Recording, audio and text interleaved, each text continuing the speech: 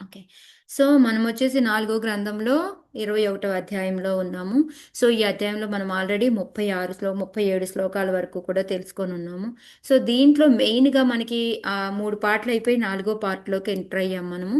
So, first part వచ్చేసి మనకి మైత్రేయుడు చెప్పడం, ఎవరైతే ఈయన యజ్ఞాలు ఫినిష్ చేసుకొని భగవంతుడి యొక్క వరము పొంది, ఆ తర్వాత ఎప్పుడైతే రాజ్యంలోకి ఎంటర్ అవుతున్నారో, ఏ విధంగా ఆయన్ని ఆహ్వానించారు అదంతా కూడా చూసాము. ఆ తర్వాత ఏంటంటే మళ్ళీ విదురుడు అడిగాడు. అలాంటి అంత మంచిగా పరిపాలించిన ఆ భక్తుని గురించి ఇంకొంచెం నేను వినాలనుకుంటున్నాను. ఎవరికి ఇంట్రెస్ట్ ఉండదు అలాంటి అతను వినడం కోసం అని అంటే మళ్ళీ ఆయన 11 నుంచి మళ్ళీ 20 శ్లోకాల వరకు కూడా అతను ఏ విధంగా ఎంజాయ్ చేశారు, ఏ విధంగా పరిపాలించాడు, ఏ విధంగా ఆయన యజ్ఞం చేస్తూ ఉన్నప్పుడు ఎలా ఎంత అందంగా ఏ విధంగా ఉన్నాడు అనేది వర్ణించిన తర్వాత ఆయన యజ్ఞంలో అందరూ ఉన్నారు అక్కడ దేవతలు, బ్రాహ్మణులు, వైష్ణవులు, మహాత్ములు, ఇంకా ప్రజలు అందరూ ఉన్నారు. సో వాళ్ళందరినీ ఉద్దేశించి ఆయన మాట్లాడడం మొదలుపెట్టాడు. ఆ మాట్లాడడం కూడా మాట ఎలా ఉంది అంటే ఆయన వాచ్ అందంగా ఉంది, రమణీయంగా ఉంది, శ్రవణానందకరంగా ఉంది, అలంకారయుక్తంగా ఉంది, అందరికీ లాభం కలిగేలాగా ఉంది అని మనకి 7 రకాలుగా వర్ణించి ఆయన యొక్క వాక్యాల్ని భాషను గురించి చెప్పారనమాట. ఆ తర్వాత మనకి 21వ శ్లోకం నుంచి మనకి 36 ఆల్మోస్ట్ 36 శ్లోకాల వరకు కూడా ఆయన సభను ఉద్దేశించి మాట్లాడుతూ ఉన్నారు. సో మాట్లాడేటప్పుడు అంతా కూడా ఆయన ఏం మాట్లాడారు అంటే ఏ విధంగా మనము ఆ, నేను ఒక నా రాజ్యం ఏదైతే ఉందో ఈ మీరందరూ కూడాను చక్కగా ఆ, అంటే ఓన్లీ శిస్తు వసూలు చేసుకుంటూ నేను ఎంజాయ్ చేయడమే కాదు, చక్కగా మీరందరికీ కూడా వర్ణాశ్రమం ప్రకారం మీ ఒక్కొక్క డ్యూటీలు ఇచ్చేసి మిమ్మల్ని అందరినీ కూడాను భక్తి అనేది చేయాలి. లేకపోతే ఏమవుతుంది అంటే మనకి ఆ తర్వాత మనకి ఏదైతే మనం చనిపోయిన తర్వాత నెక్స్ట్ జన్మ అనేది ఉంటుందో అది మనకి మంచిగా ఉండదు అని చెప్పేసి చెప్తూ ఉన్నారు. అంతేకాకుండా మీరందరూ ఎందుకు మీ అందరికీ నేను సరిగ్గా ఇచ్చి పరిపాలన చెయ్యలేదు అంటే దానివల్ల ఏమవుతుందంటే ముగ్గురం బాధపడతాము. ఎవరంటే ఇప్పుడు మీకు ఆజ్ఞ ఇచ్చినందుకు నేను, మిమ్మల్ని మీరు చెడు పనులు చేసినందుకు, మీరు చెడైనా మంచి అయినా ఏదైనా వాళ్ళు వాళ్ళని అనుమోదించిన వాళ్ళు అంటే వాళ్ళకి బ్రాహ్మణులు వీళ్ళందరూ కూడా ఓకే నువ్వు చేసేది కరెక్టే అని ఎవరైతే మనకి వంత పాడుతూ ఉంటారో వీళ్ళందరూ కూడాను దానికి సమంగా కర్మ ఫలితాలను అనేది తీసుకుంటారు అని చెప్పేసి చెప్పారనమాట. అదేంటి ఇంకోటి వచ్చేసి రాజుగా ఆయన ఏం చెప్తున్నాడు, ఆయన అధికారం అనేది ఎక్కడ చూపించట్లేదు. మీ అందరి భగవంతుడి యొక్క అనుగ్రహం వల్లనే నేను ఇది. సో అక్కడ మనం అన్ని కూడాను పృథు యొక్క మంచి గుణాలు తెలుసుకోవచ్చు అనమాట. ఆయన ఎంత హంబుల్, ఏది కూడా అహంకారం అనేది లేకుండా అందరూ కూడాను అంటే నేను భగవంతుడి యొక్క అనుగ్రహంతోనే ఇది జరుగుతుంది అనేది కూడా ఆయన చెప్తూ ఉన్నాడు. సో ఆ తర్వాత ఇంకా ఏంటంటే భగవంతుడి యొక్క అథారిటీ అని చెప్తున్నాడు అనమాట. ఇదే మనకి ప్రామాణికంగా ఇదంతా కూడా ఉంది. ఈ భగవంతుడు అనే అతనే ఉన్నారు, అతనే దేవాతి దేవుడు. లేకపోతే ఎందుకు అవుతుంది మనందరమే ఒకళ్ళు అందంగా అంటే ఈ ప్రవృత్తి ప్రపంచంలోనే చాలా శక్తివంతులుగా కొంతమంది అందంగా ఉండడం, కొంతమందికి జ్ఞానం ఎక్కువ ఉండడం ఈ విధంగా ఉంది అంటే మనకి ఆ పైన శాసించే వాళ్ళు ఒకళ్ళు ఉన్నారు మనకి పరదీప్ అని చెప్పేసి చెప్తూ ఉన్నారు అనమాట. సో ఇలా ఎవరైనా ఉన్నారా అంటే దానికి ఎగ్జాంపుల్గా ఆయన మొత్తం ఎవరెవరు నారదుల వారు, మహాజనులది వీళ్ళందరికీ కూడా చెప్పి, అలాగే కాకుండా మా ఫ్యామిలీలో స్వయంభూ మను, ధ్రువ మహారాజు వీళ్ళందరికీ కూడా చెప్పుకుంటూ వచ్చి ఇలా వీళ్ళందరూ కూడా ఫాలో అయ్యారు దీన్ని అని చెప్పేసి ఆయన అథారిటీ కన్ఫర్మ్ చేస్తున్నారనమాట. భగవంతుడు ఉన్నాడు అనేదాన్ని కన్ఫర్మ్ చేసి చెప్తూ ఉన్నారు. సో ఈ విధంగా 30 శ్లోకాల వరకు కూడా అయిపోతుంది. 31 నుంచి ఏంటంటే ఇంకా మళ్ళీ భగవంతుడిని ఏ విధంగా అంటే ఆ వర్ణాశ్రమ ధర్మం అనేది అసలు ఎందుకు పాటించి, ఎందుకంటే దాని నుంచి ఆయన ఏం చెప్తున్నాడు, భక్తి అనేది రావాలి, వర్ణాశ్రమ ప్రకారంగా మీ కర్మలు మీరు చేయాలి, అప్పుడే మనకి అందరికీ కూడా మంచి జరుగుతుంది అని చెప్పి చెప్తున్నారు కదా. సో ఆ వర్ణాశ్రమ ధర్మం అనేది ఎందుకు చెయ్యాలి అనేది మనకి చెప్తూ ఉన్నారు. ఎలా చెయ్యాలి అంటే మనం భగవంతుడిని ఏదైతే భగవంతుడి యొక్క సేవ చేయడం మొదలు పెడతామో అప్పుడే మనలో భక్తి అనేది మొదలవుతుంది అని చెప్పారు. ఆ తర్వాత ఏంటి దానివల్ల వచ్చే లాభం ఏంటి అంటే మనలో ఉన్న మలినాలన్నీ కూడా తొలగిపోతాయి. ఇంకా ఏంటి అంటే మనం చక్కగా భగవంతుడి దగ్గరికి ఇంకా ఇంకా దగ్గరికి వెళ్తూ మనం ఇంకా మళ్ళీ ఈ భౌతిక ప్రపంచంలోకి జన్మ తీసుకోవాల్సిన అవసరం లేదు అని చెప్పి 32 33లో ఏ విధంగా చేయాలి అంటే నిష్కపటంగా చేయాలి. భగవంతుడి యొక్క సేవను ఏ విధంగా ఓ ఏదో పై పైకి ఎట్లాగా మన పేరు తెచ్చుకోవడానికి అలా కాకుండా నిష్కపటంగా చేయాలి. మన యొక్క శక్తి ఎంత ఉందో దాని ప్రకారంగా చేసుకోవాలి అని 33వ శ్లోకంలో చెప్పారనమాట. ఆ తర్వాత ఆయన 34వ శ్లోకం 35వ శ్లోకం ఏంటంటే కొంతమంది ఏంటంటే మొత్తం అలా భక్తి చేయలేరు. అలా లేని వాళ్ళైనా సరే ఇప్పుడు చేసేవాళ్ళు ఉన్నారు, ఓకే.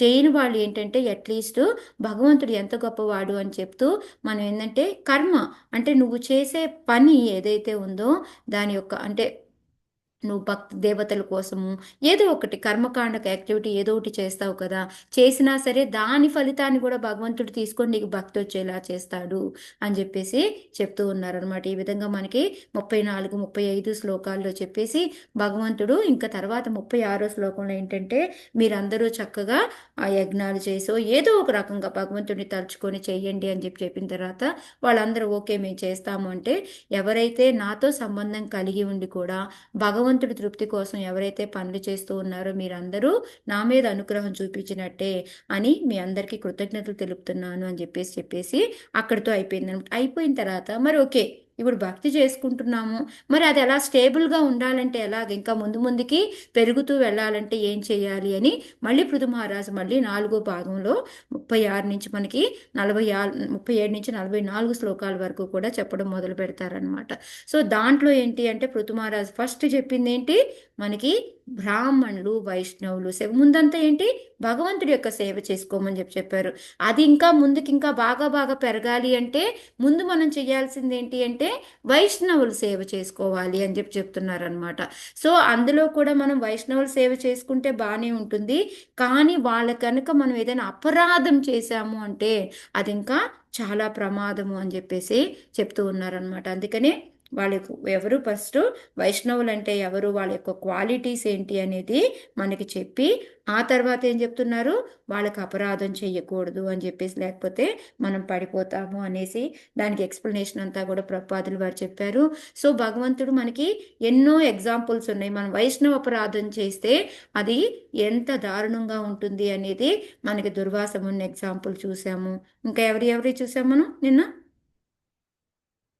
ఏనుగు కనుక అరటి తోటలోకి వెళ్ళి అంతా చింద్రవందర అంటే అది చేసినట్టు. ఎలాంటిది అంటే వైష్ణవ అపరాధం అనేది ఎలాంటిది అంటే ఒక పిచ్చి ఏంటంటే ఏమంటారు దాన్ని పిచ్చి ఏనుగు, పిచ్చి కాదు మదపు టేనుగు అంటాము. ఎందుకంటే మదపు టేనుగుని మనకి ఏపుగా పెరుగుంటే అది మనకి వక్రసామృత సింధులో వాటిలో ఉంటుంది. రూపగోస్వామికి చైతన్య మహాప్రభు చెప్తారు భక్తి అనేది ఏంటిది ఒక లత లాంటిది అనమాట, దానికి ఆసరా ఉండాలి ఎప్పుడు కూడా. అంటే శ్రవణ కీర్తనలు ఇవన్నీ ఇలాగ ఆసరా అనేది ఉండాలి. కానీ ఆ ఆసరా ఒకటే సరిపోదు. ఎప్పుడైనా సరే మనం ఈ వైష్ణవ అపరాధం చేసామంటే ఎంత ఏపుగా పెరుగుతున్న పంట అయినా సరే ఒక్క నిమిషంలో ఎలా అయితే ఆ, మొత్తం అంతా కూడా పాడు చేసి రాగలదో మొదపటేనుగు ఆ విధంగా అయిపోతుంది అనమాట. అందుకని మనము చాలా చాలా జాగ్రత్తగా ఉండాలి వైష్ణవ అపరాధం చేయకుండా అనేది మనం నేర్చుకున్నాం. ఓకే, ఫర్ ఎగ్జాంపుల్ ఎవరైనా వైష్ణవ అపరాధం చేస్తే ఏం చేయాలి? ఓకే, ఇప్పుడు ఎవరైనా వైష్ణవ అపరాధం చేశాము, మనకు తెలిసింది మనం ఒక అపరాధం చేశాము అని మనం ఏం చేయాలి అప్పుడు? హరే కృష్ణ. వాళ్ళ దగ్గరికి వెళ్ళి క్షమాపణ కోరుకో. అంటే పరీక్షిత్ మహారాజు కనుక ఎట్లా పశ్చాత్తాపడి క్షమాపణ కోరుకుని రావాలి. ఎగ్జాక్ట్లీ మనం వెంటనే ఒకవేళ తెలుసో తెలియకో చేసినప్పటికీ మనకి వెంటనే వాళ్ళని వాంఛా కల్పతరు భిక్ష అని వెళ్ళి ఒకసారి జయపతాక స్వామి గురు మహారాజు కథారు కృష్ణ కథాదేశ్ వచ్చారనమాట. వచ్చినప్పుడు ఆయన్ని ఎవరో ఒక మాతాజీ ఇట్లాగే అడిగారనమాట ఏదైనా వైష్ణవ అపరాధం గురించి, అప్పుడు చెప్తూ ఉన్నారు. సో వైష్ణవ అపరాధం చేస్తే మరి ఇప్పుడు ఏం చెయ్యాలి అంటే దాని నుంచి మనం బయటపడాలి అంటే ఒక్కటే ఒక్కటి వెళ్ళి వాళ్ళ పాదాలు పట్టుకొని మనము వాంఛా కలుపుతారు చెప్పి మనం ఆల్మోస్ట్ కన్నీళ్లతోటి వాళ్ళకి వాష్ చేసినట్టే అనమాట. చేసి అప్పుడు వాళ్ళ క్షమాపణ తీసుకొని మనం వస్తే ఎంతో కొంచెం బెటర్ అయినా సరే దాని ఎంతో కొంత ఎఫెక్ట్ ఉంటుంది. బట్ అట్లీస్ట్ మనం పశ్చాత్తాపంతో దాన్ని సరి చేసుకోవడానికి మళ్ళీ మళ్ళీ పునరావృత్తి కాకుండా చూసుకోవాలన్నమాట. లేకపోతే ఎలా ఉంటుందంటే పాపాలు చేయడం వెళ్ళి గంగలో మునగడం, పాపాలు చేయడం గంగలో మునగడం, ఇలా కుదరదు అనమాట. అది అక్కడ చెప్తూ ఉన్నారనమాట. సో మరి ఇప్పుడు అది చెప్పారు. ఓకే, వైష్ణవ అపరాధం చేయకూడదు, వైష్ణవుల యొక్క గొప్పతనం ఏంటి, వాళ్ళు ఎంత గొప్పవాళ్ళు అనేది మనకి ఫస్ట్ 2 లైన్స్లో గొప్పవాళ్ళు అని చెప్పారు. వాళ్ళకి ఓర్పు, శాంతి ఇవన్నీ కూడా ఏముంటాయి అని చెప్పారు. రెండోది వాళ్ళ అపరాధం చేస్తే ఏం జరుగుతుందని చెప్పారు. సో తర్వాత 38వ శ్లోకంలో ఇట్లా ఎవరైనా వైష్ణవుడి యొక్క సేవ చేసి ఏదైనా ఉందా అని మనం ఆలోచిస్తూ ఉంటాం కదా, వెంటనే పృథుమహారాజు దానికి ఎగ్జాంపుల్ ఏంటో కూడా చెప్తూ ఉన్నారనమాట. అది చూద్దాం ఇప్పుడు 38వ శ్లోకంలో. బ్రహ్మణ్యదేవ పురుష పురాతనో నిత్యం హరిర్యచ్చరణారభివందనాత్ అవాపలక్ష్మీమనపాయినీం యశో జగత్పవిత్రం చ మహత్తమాగ్రణీః. చదవండి మాతాజీ. హరే హరే కృష్ణ కృష్ణ మాతాజీ. మాతాజీ. చదవండి రవిశేషి మాతాజీ. మాతాజీ కొంచెం వింటారా సారీ ప్లీజ్? సారీ సారీ నేను సారీ. ఓపెన్ చేయలేదు. యా. హరే కృష్ణ. బ్రహ్మణ్యదేవ పురుష పురాతనో నిత్యం హరిశ్చ హరిర్యశ్. నిత్యం హరి సారీ మాతాజీ. నిత్యం హరిర్యశ్చరణాభివందనాత్ అవాపలక్ష్మీ మనపాయినీం యశో జగత్పవిత్రం చ మహత్తమాగ్రణీః. అనువాదం బై జశ్రీ ప్రభుపాద. పురాతనుడు, నిత్యుడు, మహాపురుషులలో అగ్రగణ్యుడు అయిన దేవదేవుడు సమస్త విశ్వమును పావనమనొచ్చునట్టి తన స్థిరముకు యశోలక్ష్మిని బ్రాహ్మణులు వైష్ణవుల యొక్క పాద పద్మములను అర్చించియే పొంది ఉండెను. ఇది వింటే ఏమనిపించింది మీ అందరికి? ఎవరు ఎగ్జాంపుల్ చెప్పారు పృథు మహారాజు? భగవంతుడి ఎగ్జాంపులే చెప్పాడు భగవంతుడి మాతాజీ. ఎగ్జాంపులే చెప్పారు చూడండి. ఇంకా హైయెస్ట్ అనమాట. ఇంకా భగవంతుడు యాక్చువల్గా మరి ఇది వింటే ఏమనిపించింది మీకు? భగవంతుడే వైష్ణవుల యొక్క సేవ చేసి యశోలక్ష్మిని పొందారు అంటే ఏమనిపించింది మీకు? మాతాజీ అంటే అంతకన్నా నాకు అనిపించింది మాతాజీ, అంటే ద్వాపర యుగంలో ఆయన చేసి చూపించాడు కదా అవును. పెద్దలకి అందరికి చేసి, నాకు అదే అనిపించింది మాతాజీ. అంటే అసలు భగవంతుడికి యశోలక్ష్మి వీళ్ళకి చేస్తేనే వచ్చిందా? నో మాతాజీ, ఆయనకు ఉన్నాయి కదా, కానీ అది చేసి మనకి చెప్పడం కోసమే. ఎగ్జాక్ట్లీ అది. ఓకే, ఎందుకు ఇది ఎగ్జాంపుల్ వాడారు అంటే భగవంతుడు లాంటి వాడే మనకి చేసి చూపించినప్పుడు మనం దానికి ఇంకా సందేహం ఎందుకు అని, అంతే కదా.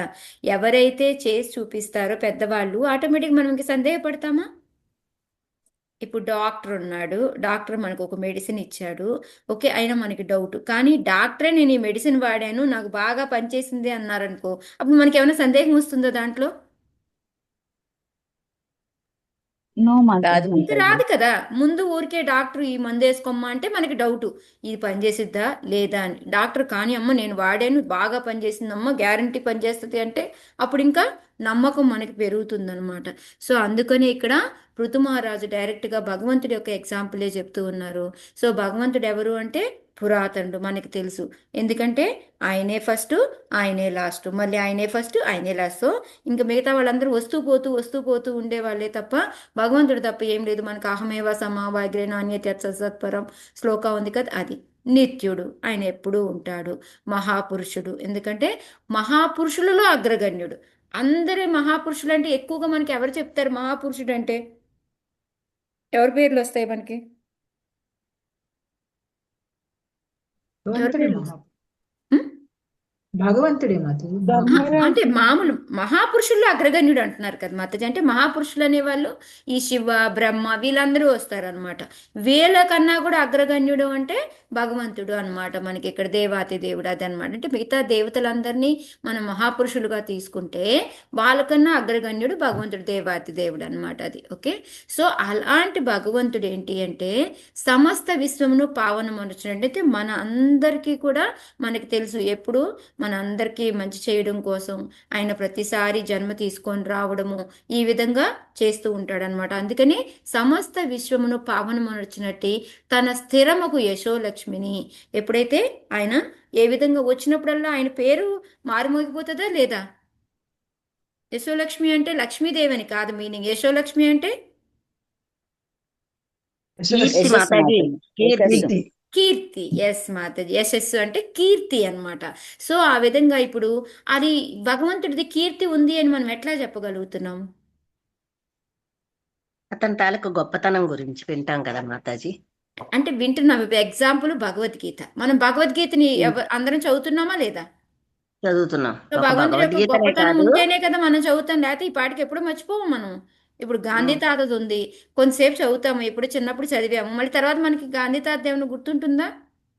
ఉండదు మాతాజీ. ఇదే అదే ఉండటం లేదు అయిపోతుంది. తెల్లవారి. కానీ ఇంత ఫేమస్ అవ్వలేదు కదా. ఇప్పుడు ఇప్పుడు పోయిన తర్వాత, ఇంకో 100 ఏళ్ళు పోయిన తర్వాత ఇంకా గాంధీని తలుచుకునే వాళ్ళు ఉంటారు. ఇప్పుడంటే మన జనరేషన్, ఇంకో జనరేషన్ ఏమైనా తలుచుకుంటారు, ఆ తర్వాత గాంధీని తలుచుకునే వాళ్ళు ఉండరు. కానీ ఇప్పుడు ఈ భగవద్గీత ఎన్నేళ్ల క్రితం అయింది? 5,000 సంవత్సరాలు. 5,000 సంవత్సరాల క్రితం. కానీ ఇప్పటికి కూడా దాని ప్రాముఖ్యత తగ్గిందా? భగవంతుడి పెరిగింది. ప్రాముఖ్యత తగ్గిందా? పెరిగింది తగ్గలేదు, పెరిగింది. పెరిగింది. అది సో అదే అన్నమాట. ఇక్కడ ఏంటంటే ఆయన యశోలక్ష్మి ఎలా పెరిగింది అంటే బ్రాహ్మణులు వైష్ణవుల యొక్క పాద పద్మాన్ని అర్చించి పొందారు అని చెప్పి చెప్తున్నారంటే వాళ్ళకి ఏంటి దానికి ఎగ్జాంపుల్స్. మన ఇందాక మాతాజీ రవిశశి మాతాజీ చెప్పినట్టు మనకి భాగవతం 10th క్యాంటోలో ఐ థింక్ చాప్టర్ నెంబర్ నాకు ఎగ్జాక్ట్గా గుర్తు రావట్లేదు, ఆయన రోజు యొక్క దినచర్య ఉంటుంది. మనం చూసాము అంటే అవన్నీ భగవంతుడికి చేయాల్సిన పని ఉందంటారా? లేదు మాతాజీ, మనం ఎందుకు చేశారు ఆయన? రాజు ఏదైతే ఆచరిస్తూ చేస్తాడని మన కోసం. భగవంతుడు చూసి చూపించాడు. ఎగ్జాక్ట్లీ. మనం ఏంటంటే అర్జునుడికి చెప్తాడు అదే ఆన్సర్. కరెక్ట్. మనం ఏంటంటే ముందు వాళ్ళు ఏదైతే ఉన్నారో వాళ్ళని మనం ఆచరిస్తూ ఉంటాం కదా. ఇప్పుడు ఆయన గురువు అవసరమా? సాందీప్ని ముని దగ్గరికి వెళ్ళి నేర్చుకోవాలా? 64 రోజులు ఒక్కొక్క రోజు ఒక్కొక్క కళ చొప్పున 64 కళ్ళు నేర్చుకోవాలా? ఒకే రోజులో నేర్చుకోవచ్చు కదా? లేదు. ఎందుకంటే గురువు ఉండాలి, అది మనకు చూపించాలి అనుకున్నాడు. ఒక లైఫ్, ఒక ఫ్యామిలీ లైఫ్ తోటి ఎలా లీడ్ చేయాలో చూపించాలనుకున్నాడు.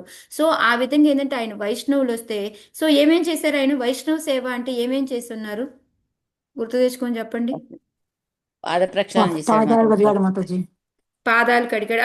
అది వైష్ణవుల కన్నా కూడా అందరి పాదాలు కడిగేశాడు ఆయన అక్కడ. ఎస్ మాతాజీ. వైష్ణవులు ఒక్కళ్ళే కదా, మీరు రాజవంశం అప్పుడేది కదా మన రాజశ్రీయాగం. అప్పుడు కాదు, మామూలుగా ఇంకా గుర్తు తెచ్చుకోండి. కదా మాతాజీ, కూర్చో సుధాముని. సుధాముడు, ఎగ్జాక్ట్లీ, ఎస్. ఇంకా నారద మహర్షి వచ్చినప్పుడు నారద మహర్షి నారద చూడడానికి వెళ్తాడు కదా, మహర్షికి కాలి అప్పుడు కూడా. కడిగారు. Yes, correct. ఇంకా మాతాజీ ధర్మరాజుకి వాళ్ళ దగ్గర కూడా ఆయన ఆశీర్వాదం తీసుకుంటాడు కదా పెద్దవాళ్ళు. కరెక్ట్. మనకు ఒక మీరు కుంతి మహారాణి దగ్గర ఫస్ట్ క్యాంటోనా నాకు గుర్తు రావట్లేదు, ఏ క్యాంటోలోనో మనకు గుర్తులేదు, మనం చెప్పుకున్నాము. ఆయన ఏజ్ ప్రకారంగా ఎవరికి, ఇప్పుడు ధర్మరాజు ఉన్నారంటే ఆయన ఏజ్లో పెద్దవాడు కాబట్టి ఆయనకి నమస్కారం చేసేవారు. వాళ్ళకి మధ్యలో వార్తలను అటు ఇటు పంచడానికి కూడా వచ్చేసేవాళ్ళు.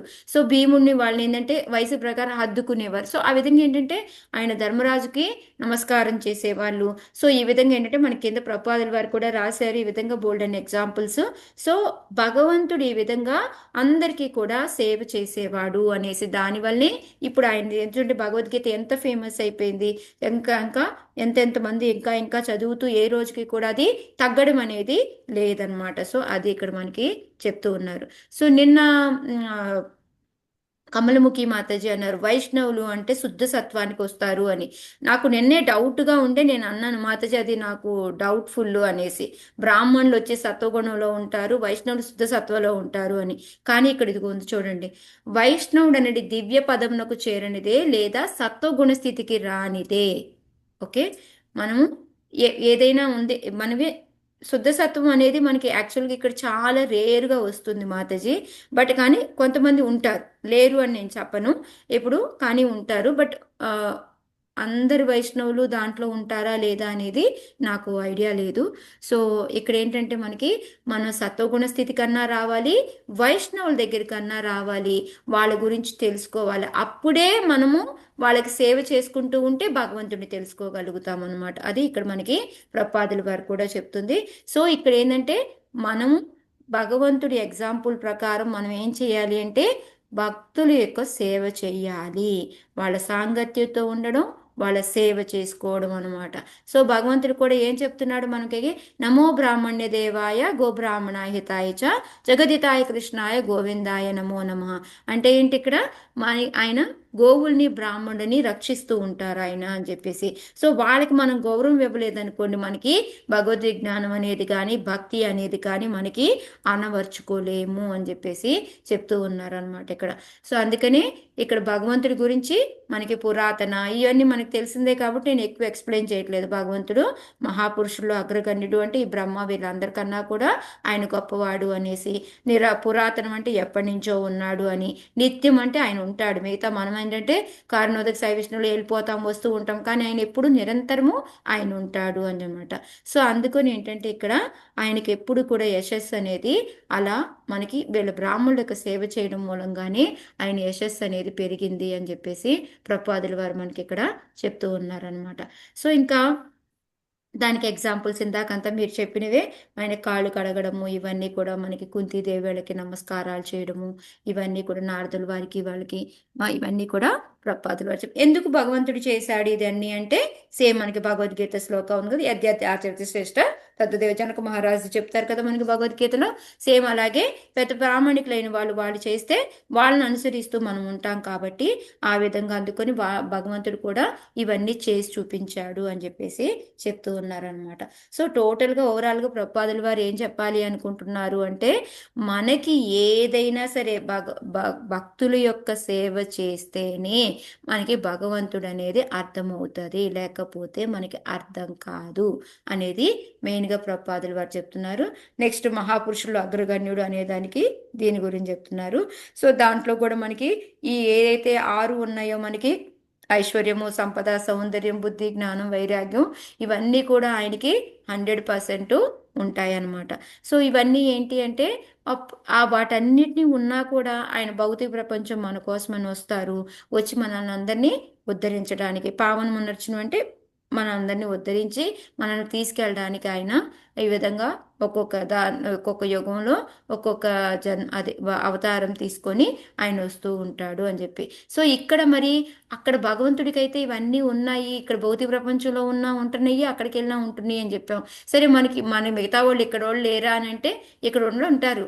ఒక సంవత్సరం ఇప్పుడు చూడండి, ఒక 10 ఏళ్లలోనే సర్కాస్టిక్ చేంజెస్ ఉంటాయి. ఒకసారి బాగా ఉన్నోళ్ళు అయిపోతారు, ఒకసారి ఏం తెలియదు, ఏ లాస్లు వస్తాయో తెలియదు, వాళ్ళు మొత్తం అంతా కూడా ధనం పోయిపోతుంది అనమాట. ఒకసారి భేదవాళ్ళు అయిపోతారు, ఒకేసారి ధనవంతులు కూడా అవుతుంటారు. ఒక్కోసారి విపరీతమైన కీర్తి వస్తూ ఉంటుంది, అదే విధంగా కొన్ని నెలల వాళ్ళు అపకీర్తి తెచ్చుకోవడం కూడా ఉంటుందన్నమాట. సో ఇవన్నీ ఏంటంటే భౌతికమైనవన్నీ కూడాను స్థిరం కావు, కానీ భగవంతుడి మాత్రం ఎప్పుడు కూడా ఈ షడ్వైశ్వర్యాలు అవి స్థిరము అని చెప్పేసి చెప్తూ ఉన్నారనమాట. సో దానికి ఎగ్జాంపుల్ భగవద్గీతతో మనం ఇందా చెప్పుకున్నట్టు. సో మనకి 37వ శ్లోకంలో వైష్ణవులు ఎవరు, వాళ్ళకి లక్షణాలు చెప్పి వాళ్ళ గొప్పవాళ్ళు ఏంటి అని చెప్పి, నెక్స్ట్ వచ్చేసి వాళ్ళని ఎప్పుడు కూడా మనము అపరాధం చేయకూడదు అని చెప్పారు. సో 38లో ఏంటంటే భగవంతుడు కూడా వాళ్ళ యొక్క సేవ చేసే యశోలక్ష్మిని పొందాడు, భగవంతుడి యొక్క గొప్పతనం కూడా మళ్ళీ చెప్పారనమాట. సో 39లో ఏం చెప్తున్నారో చూద్దాం మనం. సో ఇప్పుడు భగవంతుడు ఇప్పుడు వాళ్ళ సేవ చేస్తే మనకి డౌట్ వస్తుంది కదా, ఓకే ఇప్పుడు నాకు ఆల్రెడీ ఏంటంటే ఇప్పుడు ఒక డివోటీ సేవ చేయాలి నేను, కానీ సేమ్ టైంలో నాకు భగవంతుడి పని కూడా ఉంది నేను చేయాలి. సో నేను ఎవరికి ఇవ్వాలి ప్రయారిటీ సేమ్ టైంలో? నాకు భక్తులకి డివోటీకి చేయాలి. మరి భగవంతుడికి కోపం రాదా? భగవంతుడికి రాదు ఇష్టం మాతాజీ. మాతాజీ, ఇష్టం, ప్రసన్నుడైతాడు. ఆనందపడతాడు. అదే శ్లోకం ఇప్పుడు మీరు చెప్పిన ఆన్సరే అదే పృథు మహారాజు మళ్ళీ చెప్తున్నారనమాట. మీరు అలా అక్కడ భగవంతుడికి కోపం వస్తుందేమో అని అనుకుంటారేమో, భగవంతుడికి ఏమీ కోపం రాదు అని చెప్తూ ఇప్పుడు ఈ శ్లోకాన్ని చెప్తున్నారనమాట. భగవంతుడు ఇంకా ఆనందపడతాడు అని చెప్పి చెప్తున్నారనమాట. యస్సేవయా శేష గుహ్యాశయ స్వరాట్ విప్రప్రియస్తుష్యతి కామమీశ్వరః తదేవ తద్ధర్మ పరైర్వినీతైః సర్వాత్మనా బ్రహ్మకులం నిషేవ్యతాం. చదవండి. హరే కృష్ణ మాత హరే చదవాలి. కృష్ణ నిత్యరూపిణి. ఇందాక మీరు చదవండి, నెక్స్ట్ శ్లోక సన్యాసం మాతాజీ మీరు చదువుదురు. ఓకే, హరే కృష్ణ. యస్సేవయా శేష గుహాశయ సరాట్ విప్రప్రియాస్తుష్యతి కామమీశ్వరః తదేవ తద్ధర్మ పరైర్వినీతః సర్వాత్మనా బ్రహ్మకులం నిషేవ్యతాం. హరే కృష్ణ. అనువాద భాషించిన ప్రభాతికి జై. పూర్ణ స్వతంత్రుడును ఎల్లరి హృదయములందు నిలిచి ఉండువాడును అగు భగవానుడు తన అనుసరించుచు బ్రాహ్మణులను వైష్ణవులను సేవించుట్లో నిరంతరము నియుక్తులయ్యేడి వారి ఎడ మిగుల ప్రసన్నుడు కాగలడు. ఏలైనా సర్వదాతడు బ్రాహ్మణులకు వైష్ణవులకు ప్రియుడై ఉండును, మరియు వారును అతనికి ఎల్లప్పుడూ ప్రియులై ఉందురు. Hare Krishna. Thank you Mataji. Hare Krishna. So ఇందాక మీరు చెప్పిన ఆన్సరు డైరెక్ట్గా పృథు మహారాజు కూడా చెప్తున్నాడు అనమాట. ఎలా అయితే భగవంతుడు అంటే ఎవరు పడితే వాళ్ళని వైష్ణవులు బ్రాహ్మణులు అనుకోకూడదు. ఏదైతే మనకి క్వాలిటీస్ చెప్పున్నారో ఇంకాటి ఏం చెప్తున్నారు, భగవానుడిని అనుసరించుచు, ఎవరైతే భగవంతుడు చెప్పిన వాటిని అనుసరిస్తూ ఉంటారో అలాంటి బ్రాహ్మణులని వైష్ణవులని సేవించుకుంటే కనుక మనము అలాంటే చాలా ఇష్టం అన్నమాట భగవంతుడికి. ఎంత ఇష్టం అంటే మనం ఇంక చెప్పక్కర్లేదు. మీ అందరికీ చాలాసార్లు మనం చెప్పుకొని ఉన్నాము ఇది. ఎప్పుడైతే మనకి వెంకటేశ్వర స్వామి ఉంటాడో, వెంకటేశ్వర స్వామి ఆ, ఆయనకి ఎవరికి అనంతాళ్వారి గారికి కబురు పంపిస్తారు, నేను నీతో మాట్లాడాలనుకుంటున్నాను రా అని చెప్తే ఆయన రాడు. రాకుండా ఆయన మాల కట్టుకొని మాల తీసుకొచ్చి వేయిపోతాడు. వేయిపోతుంటే నువ్వు నేను ఎందా పిలిస్తే నువ్వు రాలేదు, నీ మాల నేను ఎందుకు తీసుకుంటాను, నేను తీసుకొని పో అంటాడు. అంటే ఓకే, నా కర్తవ్యం నేను చేసేసాను, నీ ఇష్టము అంటే, అయ్యయ్యో అదేంటి అలా వెళ్ళిపోతావు, నన్ను బతిమలాడవా నువ్వు అది అంటే, లేదు లేదు అంటే, మరి నువ్వు ఎందుకు రాలేదు ఇందాక నన్ను పిలిచినప్పుడు అని అంటే, అప్పుడు ఏం చెప్తారు ఆయన, మా గురువు గారు నాకు ఒక ఏమంటే ఒక ఆజ్ఞ, అదేమంటారు మన కర్తవ్యం అనేది ఒక పని చెప్తారు. అది ఏంటి, ఒక ఆజ్ఞ ఇచ్చారు. అది ఏంటి అంటే, నేను పువ్వులు కోసి వాటిని దండ కట్టి తెచ్చి నీకు వేసినప్పుడు నీ దగ్గరే విప్పారాలి అవి. సో ఇప్పుడు నేను ఆ మొగ్గలు కోసాను, నేను కడుతూ ఉండగా నువ్వు పిలిచావు, కానీ ఇప్పుడు నేను పిలిస్తే ఏమవుతుంది, ఆ మాల అక్కడే విప్పారిపోతుంది, లేట్ అయిపోతుంది కదా. అందుకని నేను రాలేదు, నాకు నీకన్నా కూడా నా గురువు మాటే నాకు ఎక్కువ అని చెప్తారనమాట. అప్పుడు అప్పుడు ఏమంటాడు వెంకటేశ్వర స్వామి, ఆనందపడతాడు మాతాజీ. చాలా ఆనందపడతాడు. నువ్వు గురువు కోసం ఇది చేసావా అనేసి ఆయన ఎంత ఆనందపడతాడు అంటే అక్కడ. మరి చూడండి, నేను పిలిస్తే రాకుండా నువ్వు నీ గురువు మాట మీదే ఉన్నావా అని ఆయనకి లేదు. సో అది బెస్ట్ ఎగ్జాంపుల్ మనకి ఇక్కడ అనమాట. ఎప్పుడు కూడా అలాగా మనం భక్తుల సేవలో ఉంటే మనకి భగవంతుడు కూడా ఎంతో ఆనందపడతాడనమాట.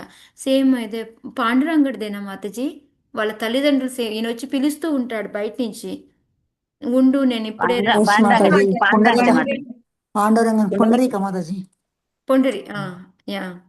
సో అక్కడ సో ఈ విధంగా మనకి ఎన్నో ఎగ్జాంపుల్స్ ఉన్నాయి మనకి.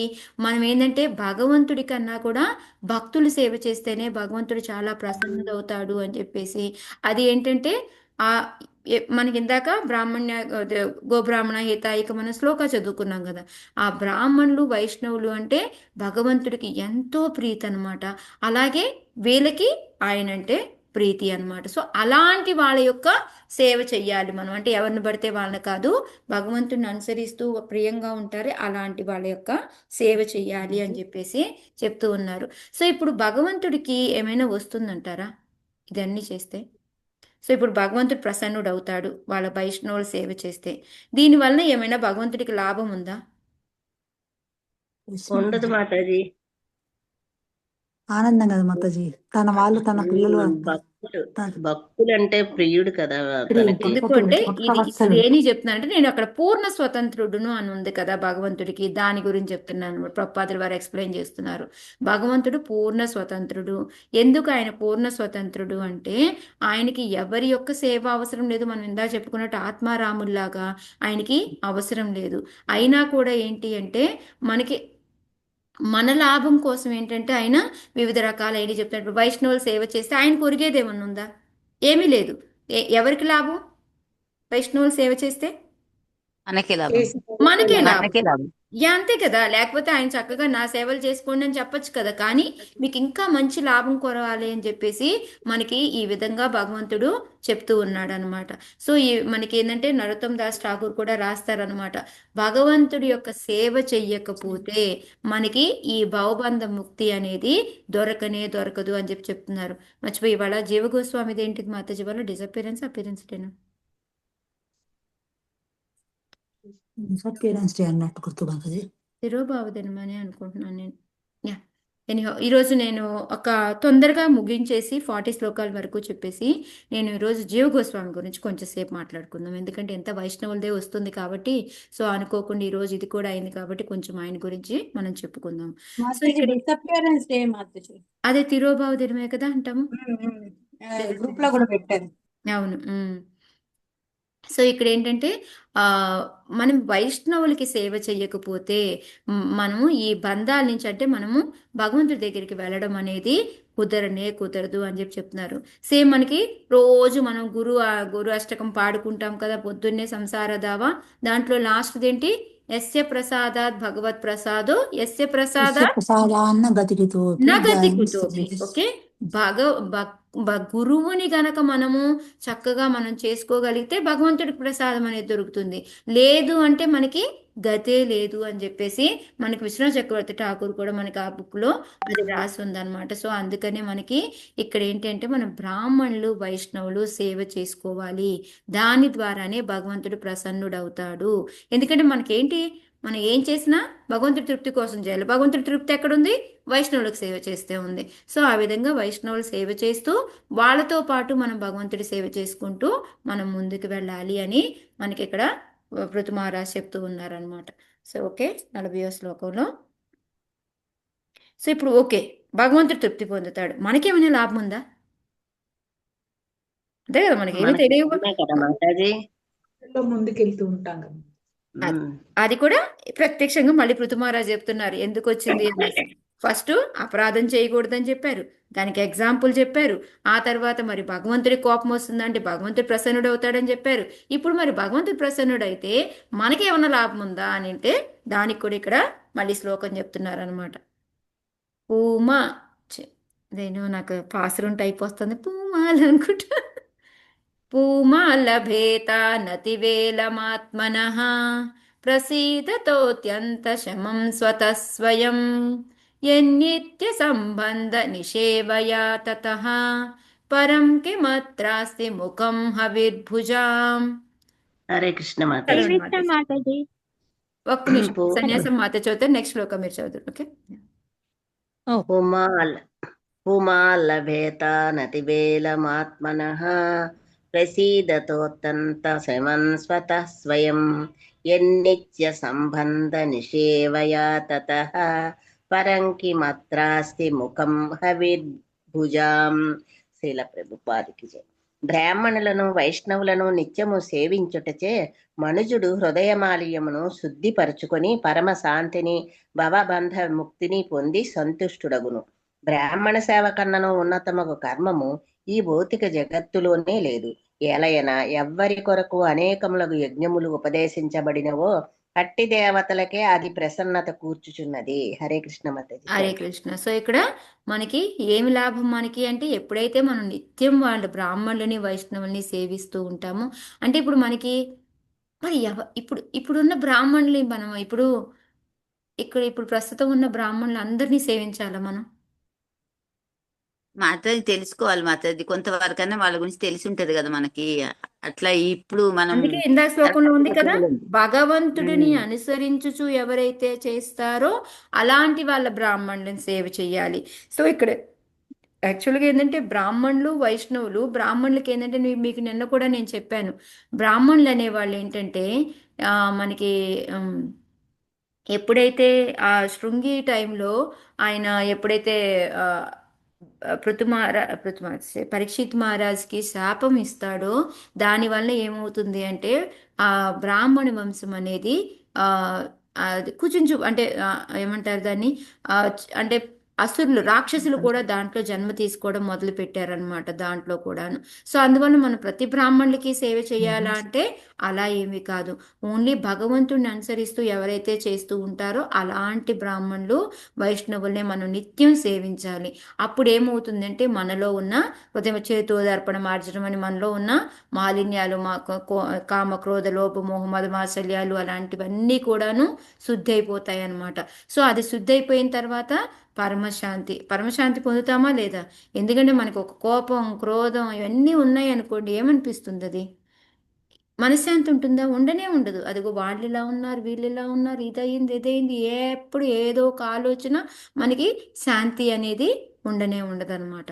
సో అంతేకాకుండా పరమశాంతి ప్లస్ మనము భగవంతుడి దగ్గరికి అంటే భవబంధ విముక్తిని కూడా పొందుతాం అనమాట. ఎందుకు అంటే ఎప్పుడైతే మనం భక్తుల యొక్క సేవ చేసుకుంటూ ఉంటామో, వాళ్ళు సేవ చేసుకుంటూ ఉంటే వాళ్ళు ఏం చెప్తారు మనకు చెప్పండి?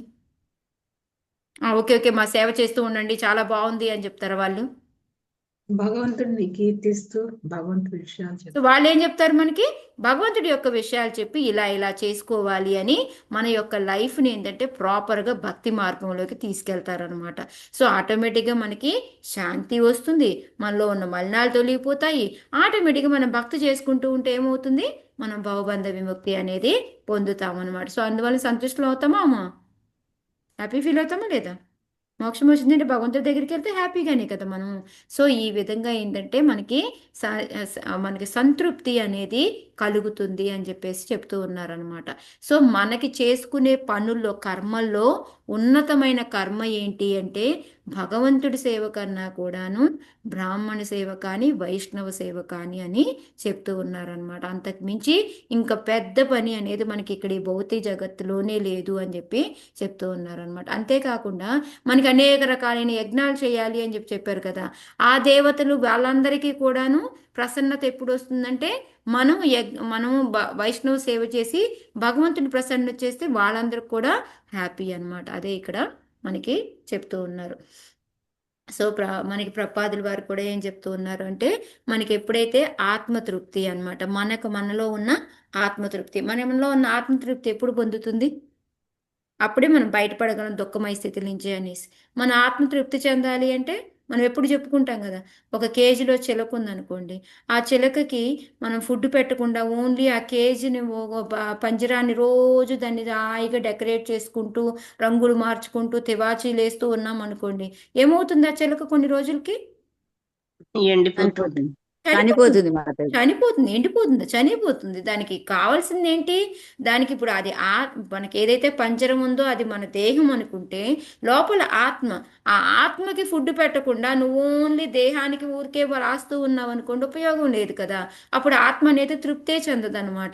సో అదే అనమాట, ఎప్పుడైతే మనకు ఆత్మ తృప్తి చెందుతుందో అప్పుడే మనం ఈ దుఃఖమయ పరిస్థితుల నుంచి బయటపడగలుగుతాము అని చెప్పేసి ప్రపాదుల మనకి శ్లోకం ఉంది 2.65 అనమాట. సో సెకండ్ చాప్టర్లో వస్తుంది మనకి. సో దానికి మనకి ఆత్మతృప్తి పొందాలి అంటే కూడా బ్రాహ్మణులు వైష్ణవులు సేవ చేయడం అత్యంత అవసరము అనేసి సరే మనకి నరోత్తమ్ దాస్ ఠాగూర్ ఒక పాట రాస్తారనమాట.